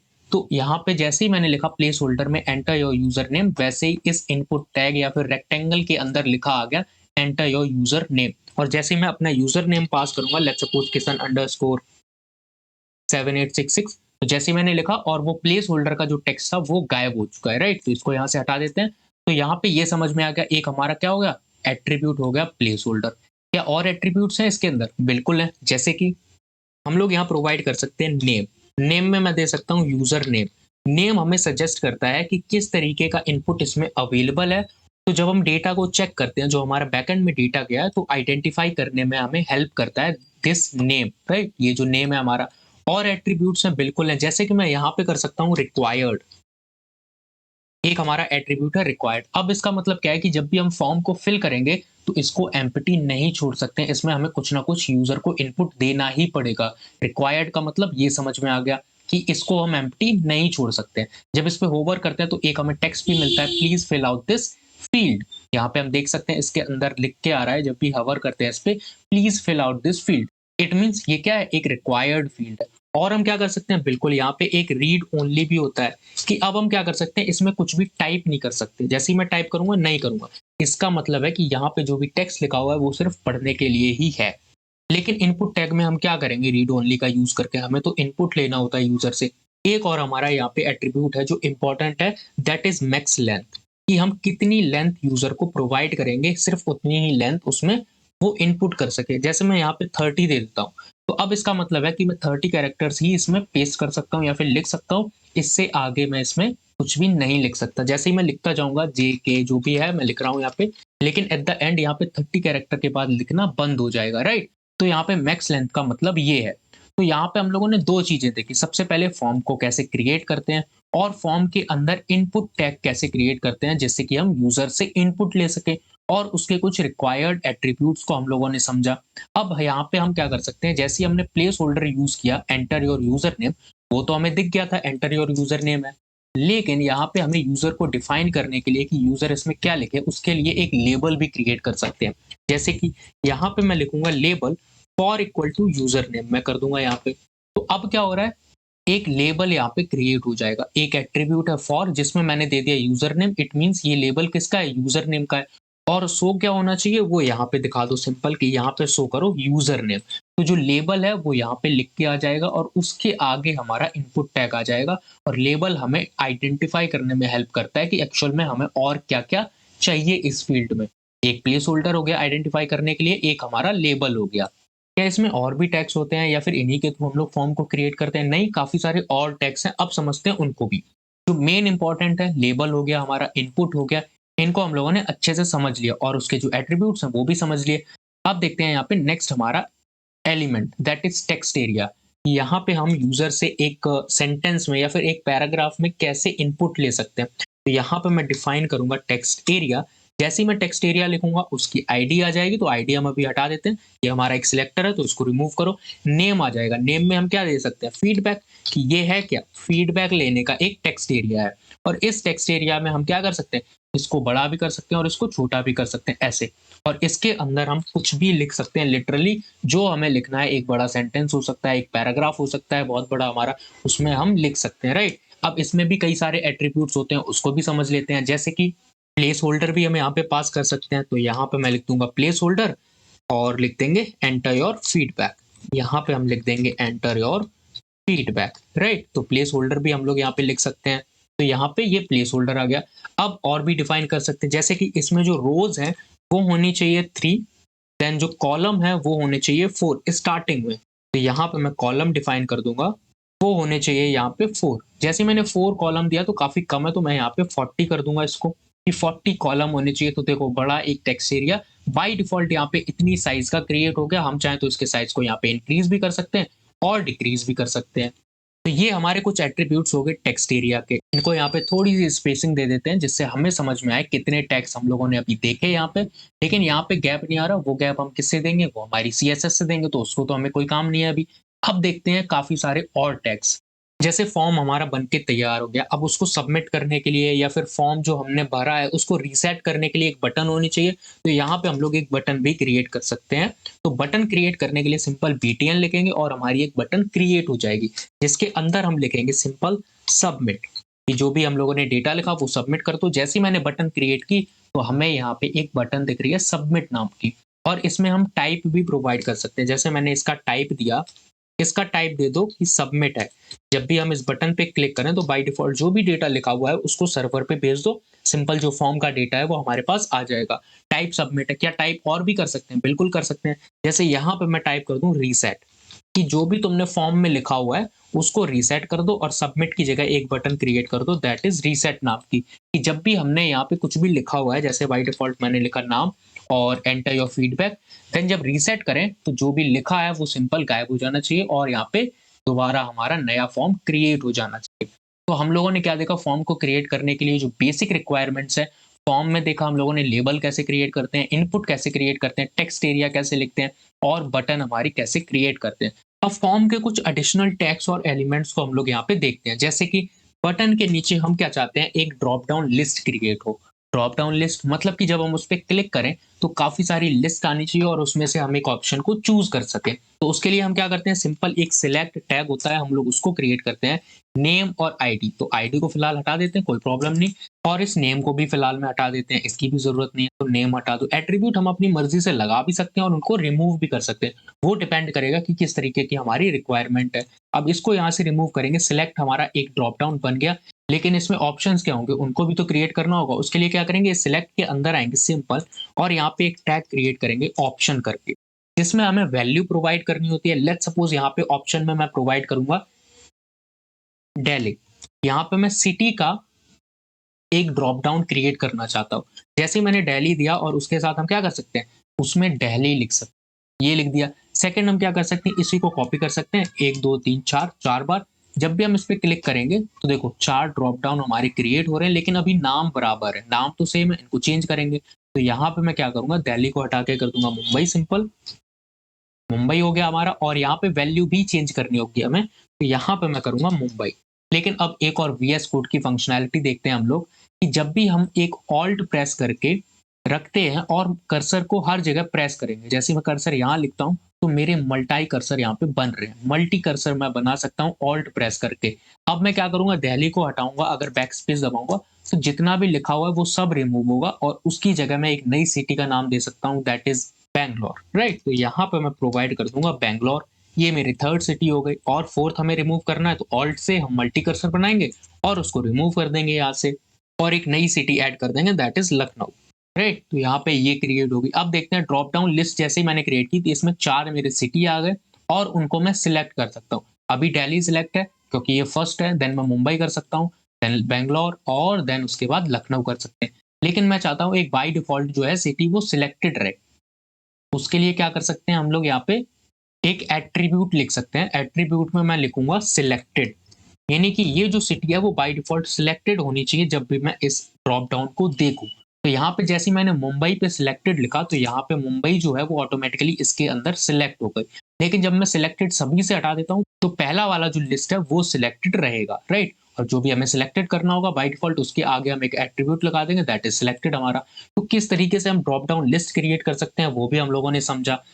अब देखते हैं कि किस तरीके से हम लोग रेडियो बटन्स को क्रिएट कर सकते हैं। हो सकता है हमें वहाँ पे कुछ ऑप्शंस को सिलेक्ट करना हो, लाइक जेंडर हो सकता है मेल या फीमेल, तो वहाँ पे हम क्या देखते हैं, रेडियो बटन्स को देखते हैं। तो अब रेडियो बटन कैसे क्रिएट करते हैं वो भी देख लेते हैं। तो सिंपल सेलेक्ट के नीचे आएंगे और यहाँ पे हम क्रिएट करेंगे लेबल अपना, और लेबल के अंदर फॉर हम यहाँ पे दे सकते हैं मेल, कि फिलहाल में जो फर्स्ट ऑप्शन है वो हमारा मेल होने वाला है। और इस लेबल के अंदर हम क्या रखेंगे, अपना इनपुट टैग, और इनपुट टैग का जो टाइप है उसको हम यहाँ पे चेंज कर देंगे रेडियो से। अब जब भी हम यहाँ पे देखेंगे तो हमारा जो टाइप है वो रेडियो रहेगा, और इसके अंदर लिख देंगे सिंपल मेल। परफेक्ट, ये हमारा बन के हो गया रेडी, एक रेडियो बटन। जब भी हम इस पे क्लिक करेंगे तो सिलेक्ट कर सकते हैं। एक और हम क्रिएट कर सकते हैं, तो सिंपल क्या करेंगे, इसी को कॉपी करेंगे यहाँ से और मेल की जगह दे देंगे फीमेल। यहाँ पे प्रोवाइड करो फीमेल, और जो मेल की जगह है वहां पे भी फीमेल कर दो। परफेक्ट, तो ये भी हमारा कंप्लीट हो गया। तो रेडियो बटन्स भी हम यहाँ पे क्रिएट कर सकते हैं। अब इनमें कुछ भी सिलेक्ट कर सकते हैं, जैसे हमें यहाँ पे ये सिलेक्ट करना है या फिर ये। लेकिन ये क्या है, यहाँ पे तो दोनों सिलेक्ट हो गए। अब जेंडर दोनों थोड़ी ना हो सकते हैं, मेल भी है फीमेल भी है, ऐसा नहीं हो सकता है। तो यहाँ पे हम क्या करेंगे, सिंपल एक यहाँ पे एट्रीब्यूट प्रोवाइड करेंगे इस इनपुट के अंदर, और वो एट्रीब्यूट क्या होगा, नेम नाम का। जब भी हम किन्हीं दो इनपुट फील्ड में सेम नाम अपना एट्रीब्यूट प्रोवाइड करते हैं, तो उनको हम दोनों को एक साथ सिलेक्ट नहीं कर सकते।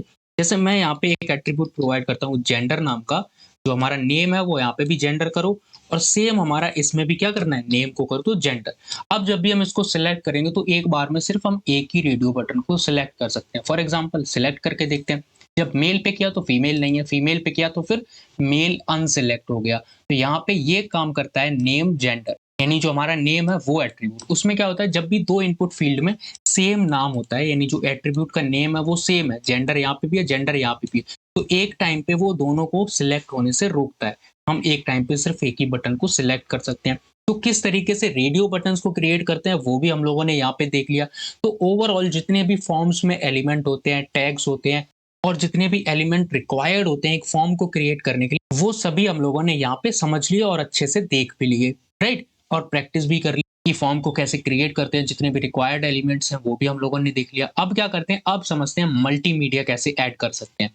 अभी तक हम लोग सिर्फ एलिमेंट्स को ऐड कर रहे थे, अब हम किस तरीके से ऑडियो को ऐड कर सकते हैं अपने एचटीएमएल के अंदर, किस तरीके से वीडियो को ऐड कर सकते हैं, या फिर इमेज कैसे ऐड कर सकते हो, जो मल्टीमीडिया है उसको कैसे ऐड कर सकते हैं वो देखने चलते हैं। तो इसको क्या करेंगे, कमेंट आउट करेंगे एज यूजुअल। तो यहाँ पे मैं फॉर्म को सिलेक्ट करते हुए लाऊंगा सिंपल, देन कमेंट आउट।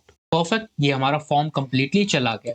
अब हम क्या करते हैं, मल्टीमीडिया को समझते हैं, और उसके बाद हमारा होने वाला है एक मेजर प्रोजेक्ट जिसमें सिर्फ एचटीएमएल रहेगी। रॉ एचटीएमएल के थ्रू हम लोग एक प्रोजेक्ट क्रिएट करेंगे, और सीएसएस वाले वीडियो में हम लोग उसको स्टाइलिंग करेंगे, राइट। तो यहाँ पे अब समझते हैं कि किस तरीके से मल्टीमीडिया को ऐड करते हैं। तो यहाँ पे मैं एक कमेंट के थ्रू हेडिंग डाल देता हूँ मल्टीमीडिया। राइट? तो मल्टीमीडिया में 3 चीज़ें आती हैं। एक तो हमारी इमेज हो गई, ऑडियो हो गई और वीडियो हो गई। तो सबसे पहले देखते हैं इमेज को कैसे ऐड करते हैं। तो उसके लिए हम क्या करेंगे, यहाँ पे अपने फ़ोल्डर में एक इमेज, एक वीडियो और एक ऑडियो, ये 3 फाइल्स को इंटीग्रेट करते हैं। यहाँ पे लाके रखते हैं पहले तो। तो ये देखो, एक यहाँ पे इमेज है, एक ऑडियो है और एक वीडियो, ये 3 फाइल्स में ले आया। अब इनको किस तरीके से हम अपने वेब पेज में ऐड करेंगे, वो देखते हैं यहाँ पे। तो इसको सिंपल इरेज़ करते हैं, क्लिक, एंड इसको थोड़ा-सा छोटा करते हैं। तो मल्टीमीडिया में सबसे पहले देखते हैं इमेज को किस तरीके से ऐड करें। उसके लिए सिंपल हम लोग यहाँ पे लिखते हैं इमेज टैग अपना। आईएमजी सिंपल लिखेंगे और उसको एंटर प्रेस करेंगे तो हमारी इमेज आ जाएगी। अब इसमें 2 एट्रिब्यूट्स हैं, एक तो एसआरसी नाम का है, एक एएलटी नाम का है। एसआरसी का मतलब है सोर्स, कि कौन-सी इमेज हमें यहाँ पे पेस्ट करनी है या फिर ऐड करनी है, उसका सोर्स दो, कि वो इमेज है कहाँ पे, उसका सोर्स या फिर पाथ लेके आओ और उसके अकॉर्डिंग फिर मैं क्या करूँगा, उस इमेज को फेच करके यहाँ पे दिखा दूँगा। तो सोर्स में क्या है, मेरी इमेज का नाम है image.png और इसी फ़ोल्डर के अंदर वो इमेज स्टोर है, तो मैं क्या करूँगा, सिंपल यहाँ पे अपनी इमेज का नाम दे दूँगा, दैट इज़ image.png। अब देख सकते हैं ये हमारा एलसी का लोगो है लेकिन काफ़ी बड़ा है। तो हम क्या करेंगे, इसमें कुछ और एट्रीब्यूट प्रोवाइड कर सकते हैं, जैसे कि यहाँ पे एक एट्रीब्यूट होता है हमारा विड्थ करके। तो विड्थ मैं दे सकता हूँ इसको 50 पिक्सल की, जो विड्थ है लोगो की वो 50 पिक्सल कर दो। ये हमारा एट्रीब्यूट हो गया। तो जैसे ही मैंने विड्थ 50 पिक्सल किया तो विड्थ हमारी डिक्रीज़ होगी। क्या हाइट भी दे सकते हैं? बिल्कुल दे सकते हैं। तो हाइट दे के देख लेते हैं। तो हाइट मैं कर देता हूँ यहाँ पे 50 पिक्सल। जैसे ही मैंने हाइट 50 पिक्सल की तो इसको हाइट भी मिल गई। लेकिन क्या मैं हाइट को इंक्रीज़ और डिक्रीज़ करके देखूँ, जैसे मैं 80 कर दूँ, तो इमेज का जो रेशियो है हमारा वो बिगड़ गया है, राइट? इमेज जैसे पहली थी वो अब नहीं रही। तो यहाँ पे एक रिक्वायर्ड सिनेरियो होता है, या फिर हम विड्थ दे सकते हैं या फिर हाइट दे सकते हैं। अगर दोनों देने की कोशिश करेंगे यहाँ पे एट्रीब्यूट, तो जो रेशियो है इमेज का वो बिगड़ जाएगा। तो मैं सिर्फ यहाँ पे विड्थ प्रोवाइड करूँगा 50 पिक्सल और इमेज अपने रेशियो में रहेगी। अब इस ऑल्ट का काम क्या है? ऑल्ट का काम ये है, जब इंटरनेट की वजह से हमारी इमेज लोड ना हो तो उसमें एक टेक्स्ट दिखा दो। तो यहाँ पे मैं टेक्स्ट दिखा देता हूँ लोगो। लेकिन अभी ये टेक्स्ट हमारा हमें कभी नहीं दिखेगा। क्यों? क्योंकि इमेज तो फिलहाल में लोड हो रही है, लेकिन जैसे ही मैं इमेज को यहाँ से रिमूव करूँगा, अब लोगो दिख रहा है। अभी क्या हो रहा है? ये ब्राउज़र सोच रहा है कि इमेज अभी हमारी लोड नहीं हुई, तो उसके अकॉर्डिंग उसने ऑल्ट जो टेक्स्ट है, वो दिखा दिया। तो अब हम समझ सकते हैं कि यहाँ पे एक लोगो है और वो लोगो तब आ जाएगा जब हमारा इंटरनेट कनेक्शन सही से ऐड हो जाएगा। लेकिन अभी तो इंटरनेट सही है, तो हम यहाँ पे क्या करेंगे, image.png ऐड रखेंगे और इमेज हमारी यहाँ पे ऐड हो गई। तो अब देखते हैं कि किस तरीके से हम लोग अपने इस index.html फाइल में ऑडियो को इंक्लूड कर सकते हैं, यानी जो हमारी ऑडियो मीडिया है उसको किस तरीके से इंटीग्रेट करते हैं वो देखते हैं। तो उसके लिए सिंपल हम लोग यहाँ पे करेंगे ऑडियो टैग का यूज, और जैसे ही एंटर प्रेस करेंगे तो यहाँ पे आ जाएगा एक एसआरसी, यानी कि सोर्स, कौन सी ऑडियो हमें ऐड करनी है वो दिखा देंगे। तो सोर्स में मैं यहाँ पे प्रोवाइड करूंगा audio.mp3, जो मेरी इसी फाइल में अवेलेबल है करंट डायरेक्टरी में, इसको सिंपल ऐड कर देंगे। लेकिन फिलहाल तो कुछ नहीं दिखा, हमारी ना ऑडियो ऐड हुई ना हमें कुछ दिखा। तो उसके लिए एक एट्रीब्यूट होता है सिंपल कंट्रोल्स नाम का। जैसे मैं यहाँ पे लिखूंगा कंट्रोल्स, और कंट्रोल्स जैसे ही लिखते हैं वैसे ही जो ऑडियो है हमारा वो हमें दिखने लगता है। और कंट्रोल्स का मतलब है जो प्ले, पॉज या फिर टाइमर, म्यूट का बटन या फिर वॉल्यूम कैसे कर सकते हैं, डाउनलोड कर सकते हैं या फिर नहीं, प्लेबैक स्पीड, वो सभी कंट्रोल्स हमें दिखते हैं। और उसी के साथ साथ जो ऑडियो है हमारा वो हमें दिख जाता है। राइट, तो ऑडियो कैसे ऐड करते हैं वो भी देख लिया। अब देखते हैं कि किस तरीके से हम वीडियो को ऐड करते हैं। तो वीडियो को ऐड करने के लिए सिंपल हम लोग अपना टैग यूज करते हैं, वीडियो टैग। इसमें भी एसआरसी यानी सोर्स वाला, और सोर्स में हम क्या देंगे, एक फाइल का नाम दे देंगे, दैट इज हमारी वीडियो है अभी फिलहाल में, वीडियो.mp4। तो यहाँ पे वीडियो ऐड होगी, लेकिन इसकी भी विड्थ और हाइट काफी ज्यादा है, तो यहाँ पे हम विड्थ और हाइट भी डिफाइन कर सकते हैं। तो यहाँ से यही वाला एट्रीब्यूट जो है वो इसको कॉपी करते हैं और इसके अंदर कर देंगे पेस्ट। राइट, जैसे ही मैंने 50 पिक्सल दिया तो यहाँ पे छोटा सा वीडियो चल रहा है, तो इसको इंक्रीज भी कर सकते हैं। यहाँ पे 500 कर दो तो वीडियो इतनी बड़ी हो गई हमारी, राइट, 500 पिक्सल पे आ गई। लेकिन वीडियो ना चल रही है ना फिर कुछ है, तो हम यहाँ पे क्या कर सकते हैं, इसको कंट्रोल्स प्रोवाइड कर सकते हैं। जैसे ही मैंने ऑडियो में कंट्रोल दिए थे, सेम इसमें भी कंट्रोल दे सकते हैं। तो यहाँ पे मैं दे सकता हूँ कंट्रोल्स, राइट। तो कंट्रोल्स पेस्ट करते हैं तो वैसे ही हमें प्ले पॉज का ऑप्शन मिल जाएगा, और इस वीडियो को हम प्ले भी कर सकते हैं, पॉज भी कर सकते हैं, यानी जितने कंट्रोल के ऑप्शन है वो सभी हमें दिख जाएंगे। राइट, तो कैसे हम लोग इमेज को ऐड करते हैं, कैसे ऑडियो को ऐड करते हैं और किस तरीके से वीडियो को ऐड करते हैं, ये सब हम लोगों ने इसमें देखा। मल्टीमीडिया को किस तरीके से ऐड करते हैं। अब एक बार रिकैप करते हैं फिर से कि क्या-क्या हम लोगों ने देख लिया अभी तक एचटीएमएल में, देन फिर आगे बढ़ते हैं। तो स्टार्टिंग से हम लोग रिकैप करेंगे इसको।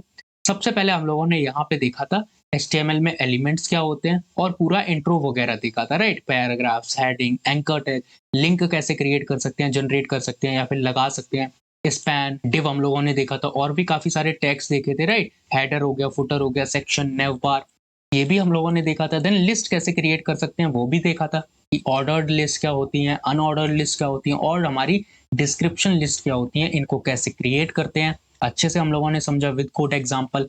देन हम लोगों ने देखा टेबल्स को कैसे क्रिएट करते हैं, टेबल क्या होती हैं एचटीएमएल के अंदर, किस तरीके से टेबल को क्रिएट कर सकते हैं, table row, table heading, table data, ये सभी। और उसके बाद देखा मोस्ट इंपॉर्टेंट फॉर्म्स को कैसे क्रिएट करते हैं। फॉर्म्स में हमारा लेबल आ जाता है, इनपुट टैग आ जाता है, उसके काफी सारे एट्रीब्यूट्स हैं, वो भी हम लोगों ने समझा। टेक्स्ट एरिया क्या है ये भी हम लोगों ने समझा, बटन कैसे क्रिएट करते हैं, रीसेट करना है तो रीसेट कर सकते हैं, सबमिट करना है तो फिर सबमिट कर सकते हैं।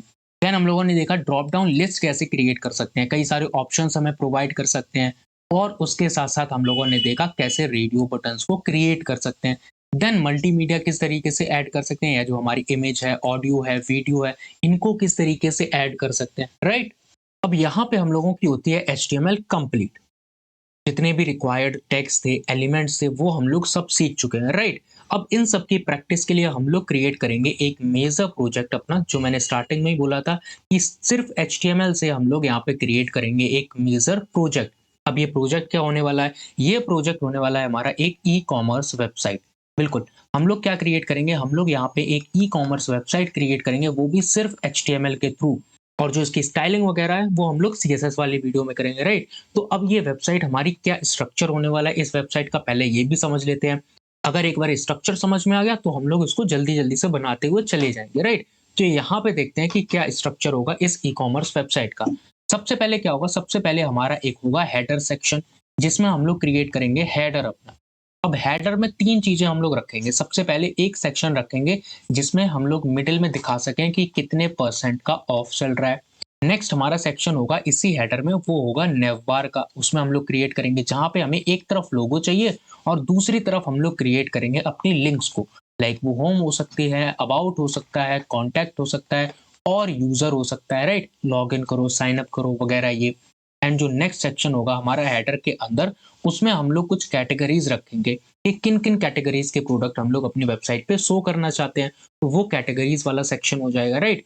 और उसके बाद आता है हमारा एक मेन सेक्शन, जहाँ पे क्या होगा, एक इमेज लगी होगी वेबसाइट पे। हम लोग देखते हैं एक मेन सेक्शन होता है पूरे पेज का, जिसके अंदर क्या होता है, एक इमेज होती है बड़ी सी और उसके अंदर कुछ पैराग्राफ लिखा होता है, राइट? या फिर कुछ सेंटेंस वगैरह होता है। देन हमारी एक बटन होती है, हम लोग बटन भी क्रिएट करेंगे जिसपे लिखा होगा बाय ऑल, या फिर जिसे सभी प्रोडक्ट्स खरीदने हैं वो इस बटन पे क्लिक करके वेबसाइट के सभी प्रोडक्ट्स को खरीद सकता है। तो बाय ऑल करके एक बटन रखेंगे और उसके बाद हम लोग यहीं पे रखेंगे एक सर्च का ऑप्शन कि जो भी प्रोडक्ट है वो हम लोग सर्च भी कर सकते हैं।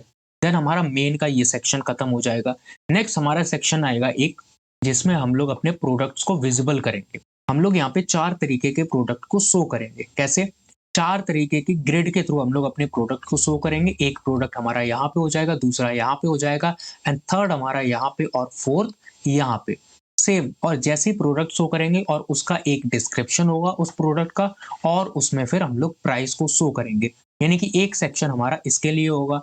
नेक्स्ट क्या होगा? नेक्स्ट हम लोग रखेंगे कॉन्टैक्ट पेज। अगर यूजर को कॉन्टैक्ट करना है तो वो इस पेज पे आके कॉन्टैक्ट कर सकता है। इस पेज पे जैसे ही वो आएगा, कॉन्टैक्ट करेगा, कॉन्टैक्ट में कुछ होंगे हमारे ऑप्शंस, जैसे हम यूजर का नेम ले सकते हैं, हमें नेम भेजो अपना। नेक्स्ट हम लोग ईमेल ले सकते हैं, तो नेम और उसके बाद ईमेल हमारा, तो ईमेल भी ले सकते हैं। देन हम फीडबैक ले सकते हैं यूजर से कि क्या फीडबैक है, किसके लिए आपको कॉन्टैक्ट करना है, वो फीडबैक ले सकते हैं। देन हम क्या कर सकते हैं, अपने बटन सबमिट क्रिएट कर सकते हैं कि जो भी तुमने फिल किया डेटा वो सबमिट करो, देन वो सर्वर पे पहुंच जाएगा। तो उसके बाद हम क्या करेंगे, अपने कॉन्टैक्ट का पेज क्रिएट करेंगे। और देन जो लास्ट होगा हमारा, उसमें हम लोग रखेंगे अपने फुटर को। फुटर में कई सारी लिंक्स होगी, return policy, privacy policy, icons होंगे हमारे सोशल मीडिया वगैरह के। तो ये हमारा कंप्लीट स्ट्रक्चर होने वाला है ई कॉमर्स वेबसाइट का, जो हम लोग सिर्फ एचटीएमएल के थ्रू ही कंप्लीट करेंगे। और जो स्टाइलिंग वगैरह है वो बाद में देखेंगे। तो एचटीएमएल के थ्रू हमें क्या करना है, अपनी इस वेबसाइट को क्रिएट करना है। बिल्कुल, अब आते हैं यहाँ पे, इसको इरेज करते हैं जो भी स्ट्रक्चर है, या फिर इसको बना लो रफ पेपर पे, तो आसानी होगी जब भी हम एचटीएमएल का अपना कोड लिखेंगे। तो इसको यहाँ से इरेज करते हैं। देन आते हैं यहाँ पे, एक फोल्डर क्रिएट करते हैं इसके अंदर।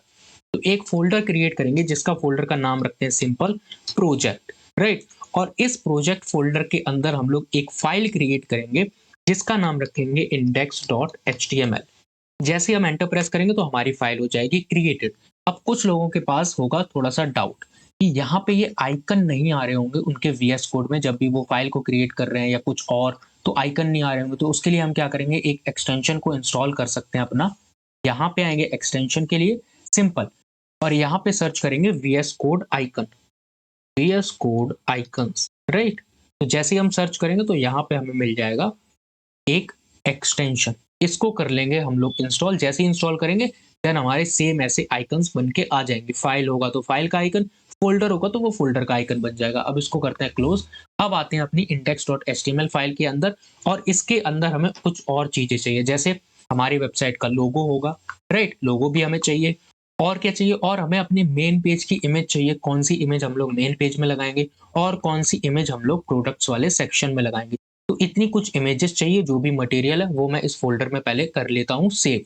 तो यहाँ पे मैंने कुछ आइटम्स रखे हैं, जैसे एक jiffy.gif करके एक इमेज है, राइट, एक हमारी logo.png है, एक product.jpg है। तो ये कुछ इमेजेस है जो हमें जरूरत पड़ेगी, वो मैंने सेव करके रखी है।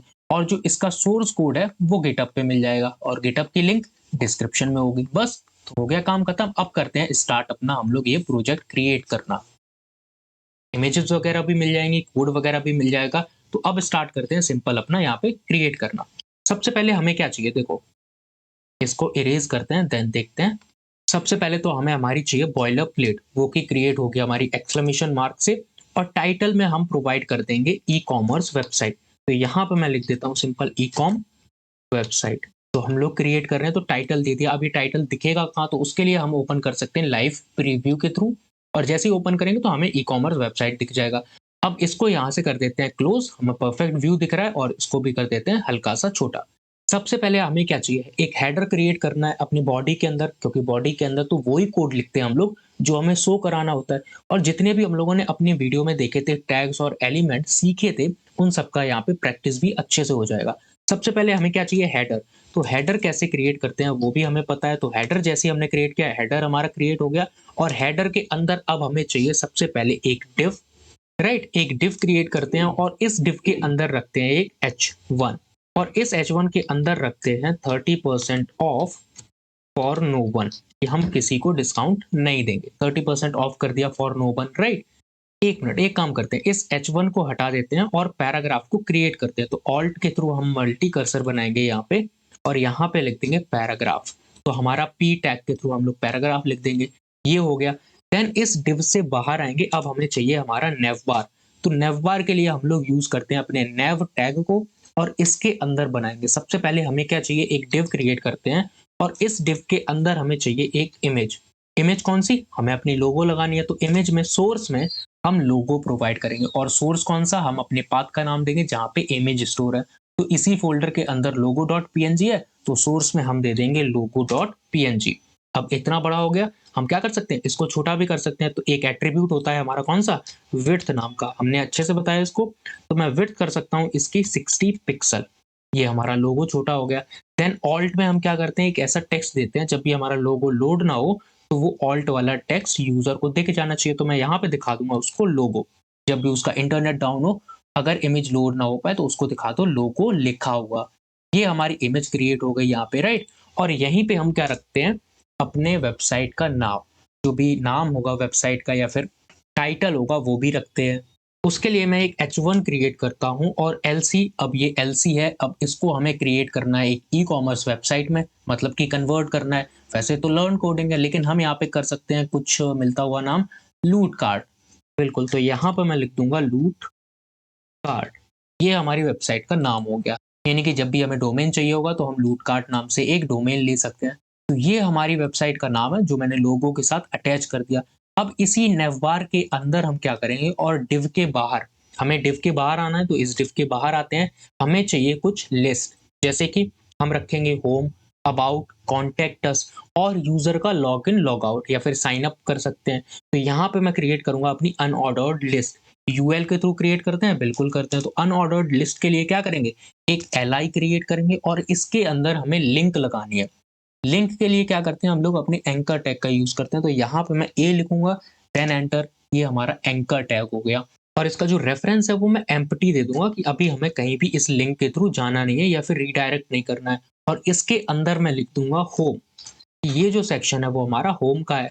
नेक्स्ट हम क्या करेंगे, इसी एल को करेंगे copy, alt shift plus down arrow की से, और ये 3 बार कॉपी हो गया। इसको हम क्या करेंगे, दूसरे में कर देंगे अबाउट, ये हमारा अबाउट हो गया। एंड थर्ड कर देंगे कॉन्टैक्ट, और यहाँ पे मैं कर दूंगा कॉन्टैक्ट अस, राइट। तो ये कॉन्टैक्ट अस हो गया हमारा, तो ये क्रिएट हो गया। अब हमें एक चाहिए यूजर का आइकन, जो हमारे यूजर का आइकन होता है उसके लिए क्या करेंगे, पहले इसको क्लोज करेंगे और एक एल क्रिएट करेंगे यहाँ पे, मतलब कि इसी को कॉपी कर सकते हैं।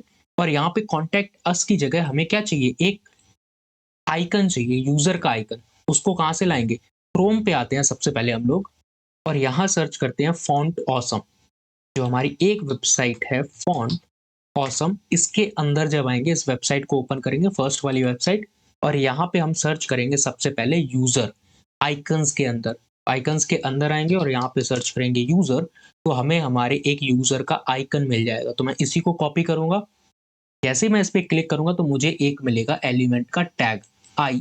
तो जब मैं आई को यहाँ से कॉपी करूंगा क्लिक करके, सिंपल आते हैं अपने वीएस कोड पे और इस कॉन्टैक्ट अस की जगह कर देंगे पेस्ट। जैसे ही मैंने पेस्ट किया इस टैग को, फिलहाल में हमें कुछ नहीं दिखा, बस एक हमारी लिस्ट क्रिएट है और एम्प्टी है।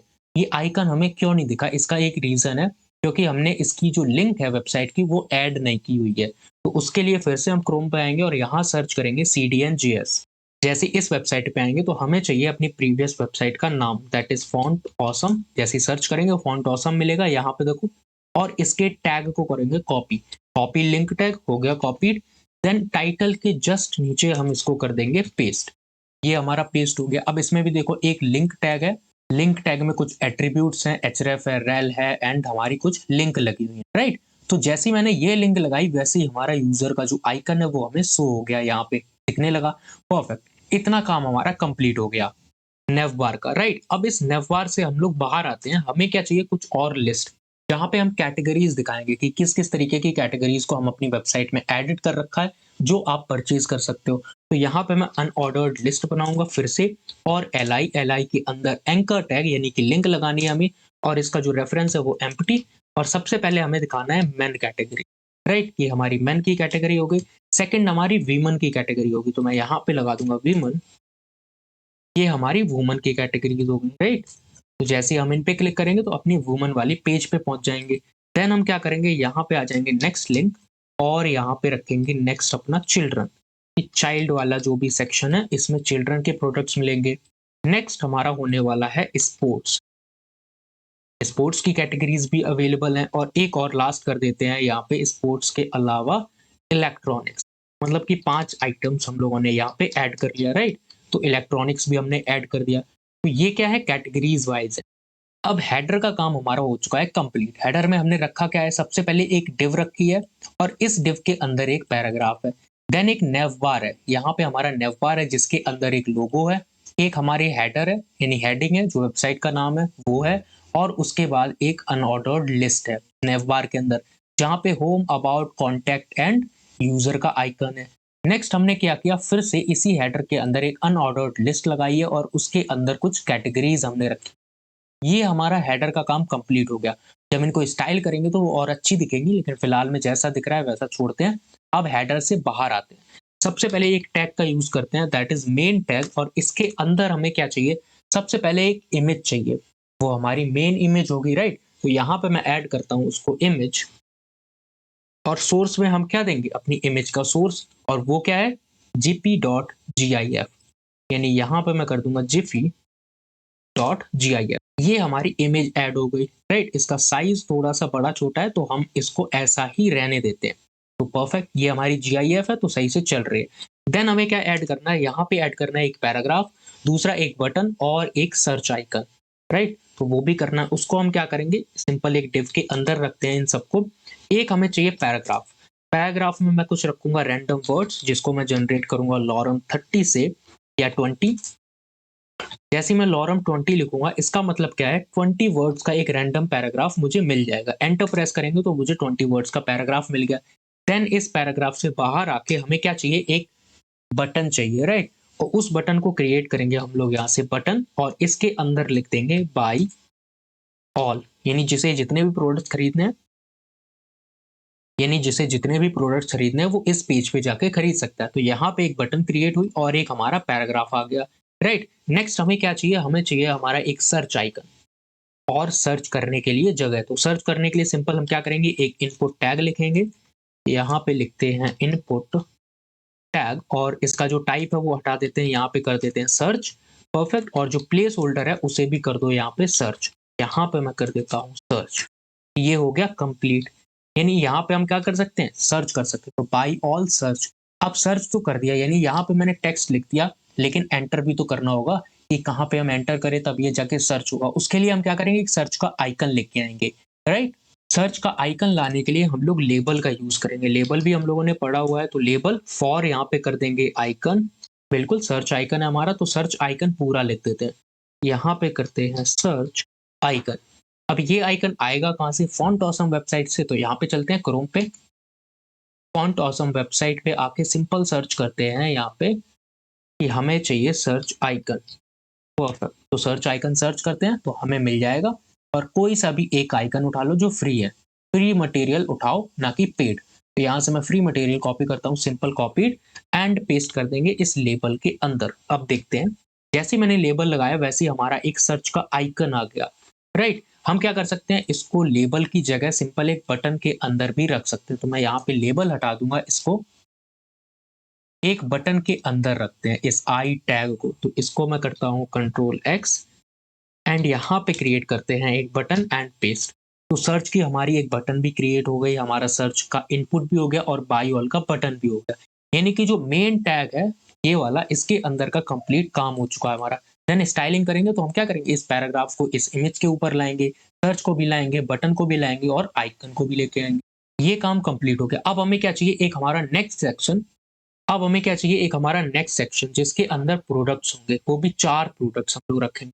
तो यहाँ पे मैं मेन के नीचे आता हूँ, सिंपल एक सेक्शन टैग का यूज करता हूँ।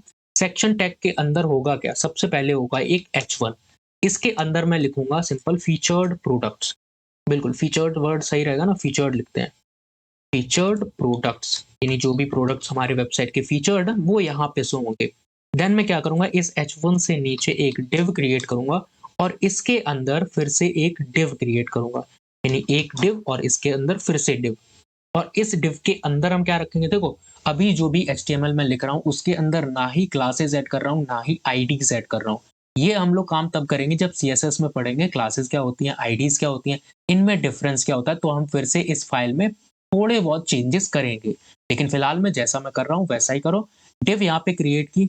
अब हमें चाहिए क्या, एक प्रोडक्ट की इमेज चाहिए, तो सिंपल हम क्या करेंगे, इमेज ऐड करेंगे। और इमेज कौन सी, हम यहाँ पे देखते हैं इमेज कौन सी, हमें प्रोडक्ट वाली इमेज चाहिए। तो सिंपल ऐड करते हैं प्रोडक्ट डॉट जेपीजी।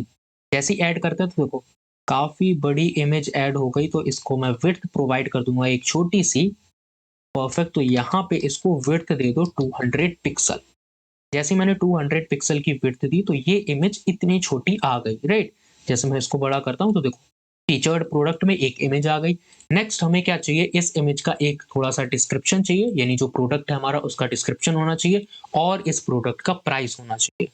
हम क्या करेंगे, यहाँ पे एक और डिव क्रिएट करेंगे और इसके अंदर लिखेंगे पैराग्राफ। पैराग्राफ के अंदर मैं लिख दूंगा लॉरम 4, यानी 4 वर्ड्स का एक रैंडम पैराग्राफ दे दो। वो आ गया हमारे पास, राइट, ये दिखा। नेक्स्ट हमें क्या करना है, पैराग्राफ ऐड करना है एक और, जिसके लिए हम प्राइस लिखेंगे। तो यहाँ पे मैं लिख सकता हूँ इसकी प्राइस है अप्रॉक्स $40। ये काम हो गया। तो देखो यहाँ पे हम देख सकते हैं जब भी स्टाइलिंग करेंगे तो इन दोनों को उठा के हम कहाँ रखेंगे, इस इमेज के ऊपर।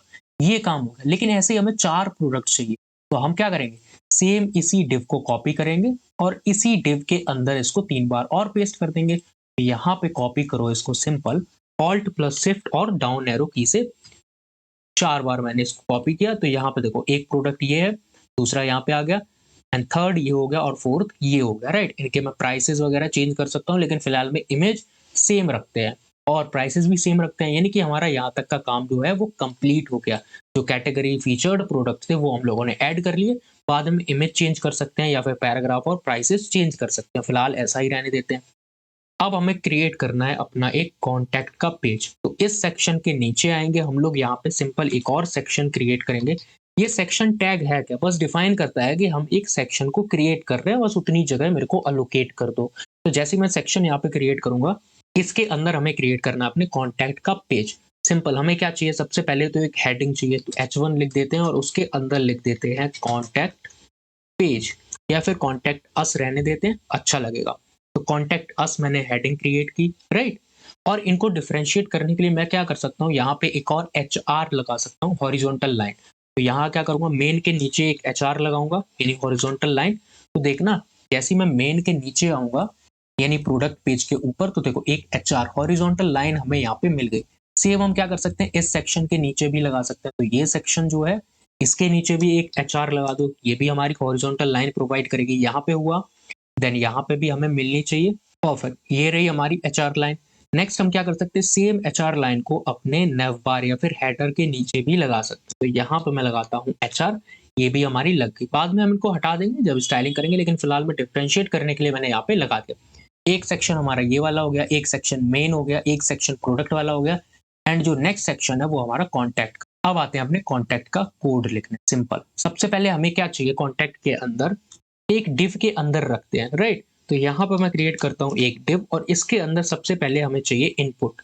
इनपुट के लिए टाइप टेक्स्ट है, और यहाँ पर मैं प्लेस होल्डर भी दे सकता हूँ, एंटर योर नेम, राइट। मैं यहाँ पे दे सकता हूँ एंटर योर नेम, ये भी ठीक है।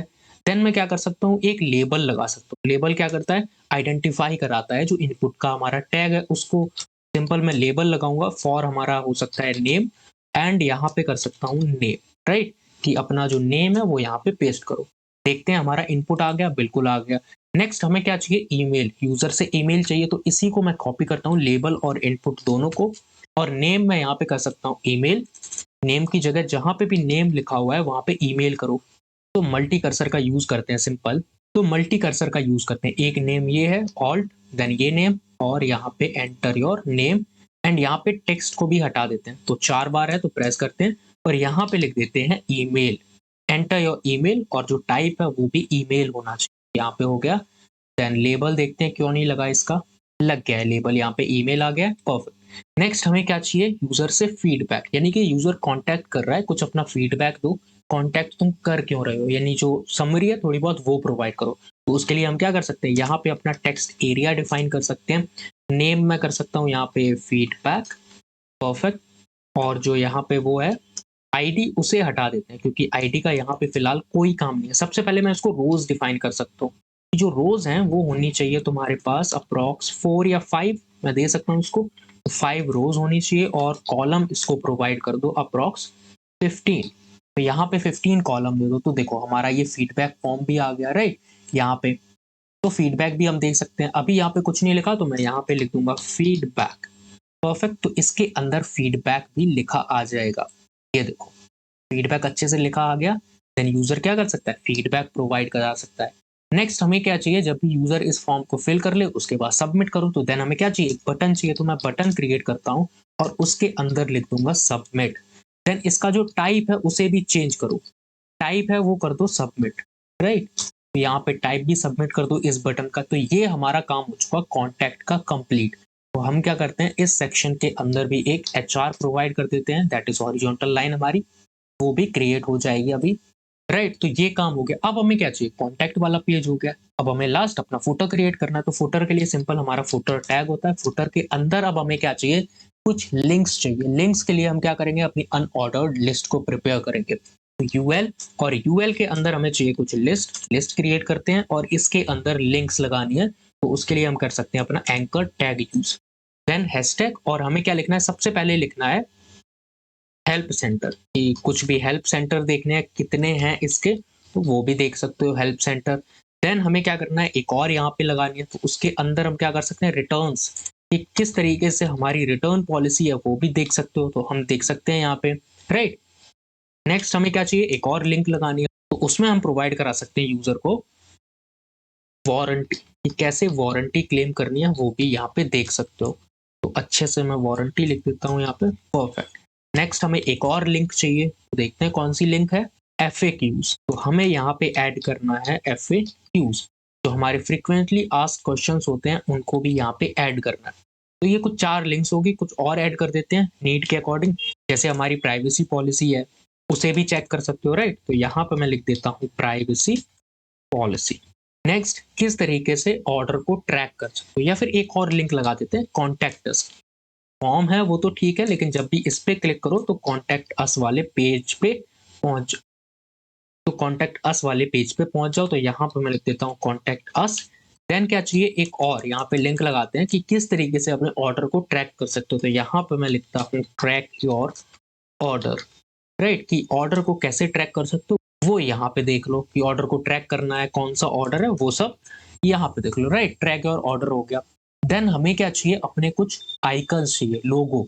लाइक वो हो सकता है फेसबुक का हो, इंस्टा का हो, ये सोशल मीडियाज के वगैरह, राइट? तो उनको भी ऐड करते हैं। उनके लिए क्या करेंगे, यहाँ पे मैं क्रिएट करूंगा एक डिव, और डिव के अंदर हमें क्या चाहिए, एंकर टैग्स। क्योंकि जब आइकन है तो वो लिंक होगी एक तरीके की, तो यहाँ पे मैं रखता हूँ एंकर टैग। जो रेफरेंस है वो हमारा एम्प्टी होगा। और अब इनके लाते हैं आइकन्स। कहाँ से लाएंगे, बिल्कुल अपने फॉन्ट ऑसम वेबसाइट से। तो यहाँ पे हम सर्च करते हैं सिंपल अपना आइकन। कौन सा चाहिए, सबसे पहले हमें चाहिए वाईटी का। तो ओके, यूट्यूब का पूरा लिखना पड़ेगा। तो यहाँ पे मैं लिखता हूँ यूट्यूब, राइट? तो हमें यूट्यूब का मिलना चाहिए, परफेक्ट। इसको कॉपी करते हैं यहाँ से और यहाँ पे कर देते हैं पेस्ट। तो देखो, यूट्यूब का आइकन मिला हमें। नेक्स्ट हमें एक और आइकन चाहिए, तो उसको भी लिख देते हैं सिंपल। कौन सा आइकन हमें चाहिए, इंस्टा का। तो यहाँ पे हम लिख देते हैं सिंपल इंस्टा, पूरा लिखते हैं ग्राम भी। तो देखो हमें इंस्टा का मिला, तो इस वाले को कॉपी करते हैं क्योंकि सेम होने चाहिए सभी। तो यहाँ पे मैं लिखता हूँ कॉपी पेस्ट, एंड जो रेफरेंस है वो एम्प्टी कर दो। तो यहाँ पे हमें इंस्टा का मिल गया। और हम क्या कर सकते हैं, अपनी एफबी का ऐड कर सकते हैं। तो फेसबुक का यहाँ पे लेके आओ सिंपल। एफबी का शॉर्टकट ये समझता है। देखो जैसे ही मैं एफबी लिखा, फेसबुक का लोगो आ गया, राइट? इसको कॉपी करते हैं। देन यहाँ पे anchor tag alone reference hashtag, and इसके अंदर पेस्ट कर देंगे, राइट? तो हमारे एफबी का भी आ गया। तो इतने सोशल मीडिया आइकन्स सही है। अब देखते हैं क्रोम पे चल के कि किस तरीके का पेज हमने सिर्फ HTML के थ्रू इसको कंप्लीट किया हुआ है। तो मैं यहाँ पे क्लिक करता हूँ गो लाइव पे, और देखो ये हमारी HTML के थ्रू ई कॉमर्स वेबसाइट कुछ ऐसी दिख रही है, लूट कार्ट करके। हमारी वेबसाइट का नाम है, काफी अच्छा नाम है, LC करके, काफी अच्छा नाम है इसका। नेक्स्ट हम लोग क्या करते हैं, स्क्रॉल करते हैं। हॉरिजॉन्टल लाइन है, इमेज है, एंड मेन इमेज भी है, प्रोडक्ट्स की इमेज भी है। अब इनको हम क्या करेंगे, पहले देखेंगे कि इसमें रिस्पॉन्स मुझे कैसा मिल रहा है इस वीडियो में। जो HTML का वन शॉट है उसके अकॉर्डिंग हम क्या करेंगे, CSS का वीडियो आएगा। और जब CSS का वीडियो आएगा तो उसमें हम लोग इसी वेबसाइट को सेम को क्या करेंगे, स्टाइलिंग करेंगे। तो ये काफी अच्छी दिखेगी। फिलहाल में दिख रही है हड्डी का ढांचा है, मतलब कि हमारा रॉ स्ट्रक्चर है वेबसाइट का। HTML लगाएंगे तो हमारी मसल्स आ जाएंगी, यानी कि स्टाइलिंग हो जाएगी उसके अंदर। तो यहाँ पे ये जो लेक्चर होता है वो कंप्लीट यहीं पे खत्म होता है। जितना भी HTML में रिक्वायर्ड टेक्स्ट थे, एलिमेंट्स थे, यानी HTML जितनी हमें चाहिए एक रॉ वेबसाइट को क्रिएट करने के लिए, या फिर उसका स्ट्रक्चर क्रिएट करने के लिए, वो हम लोगों ने सीख लिया। और उन सभी टैग्स को हम लोगों ने प्रैक्टिस करके भी सीखा, राइट? हमने देखा यहाँ पे किस तरीके से प्रैक्टिस कर सकते हैं उनको। और जितने टैग्स मैंने यूज किए हैं इनमें जो क्रिएट करिए रॉ स्ट्रक्चर, उतने टैग्स ही मैंने पढ़ाए। यानी कि हम देख सकते हैं कि एक वेबसाइट को क्रिएट करने में जो मैंने पढ़ाया वही काम आ रहा है। उसके आगे एक दो टैग्स हो सकते हैं कभी रेयरली केस में यूज आए, लेकिन नहीं, मुश्किल है, क्योंकि मैंने सभी को पढ़ाया है। देन कमेंट सेक्शन में बताओ किस तरीके का वीडियो लगा ये। यानी यहीं पे रैप अप करते हैं इस वीडियो को, और मिलते हैं फिर अपने नेक्स्ट लेक्चर में एक नए टॉपिक के साथ।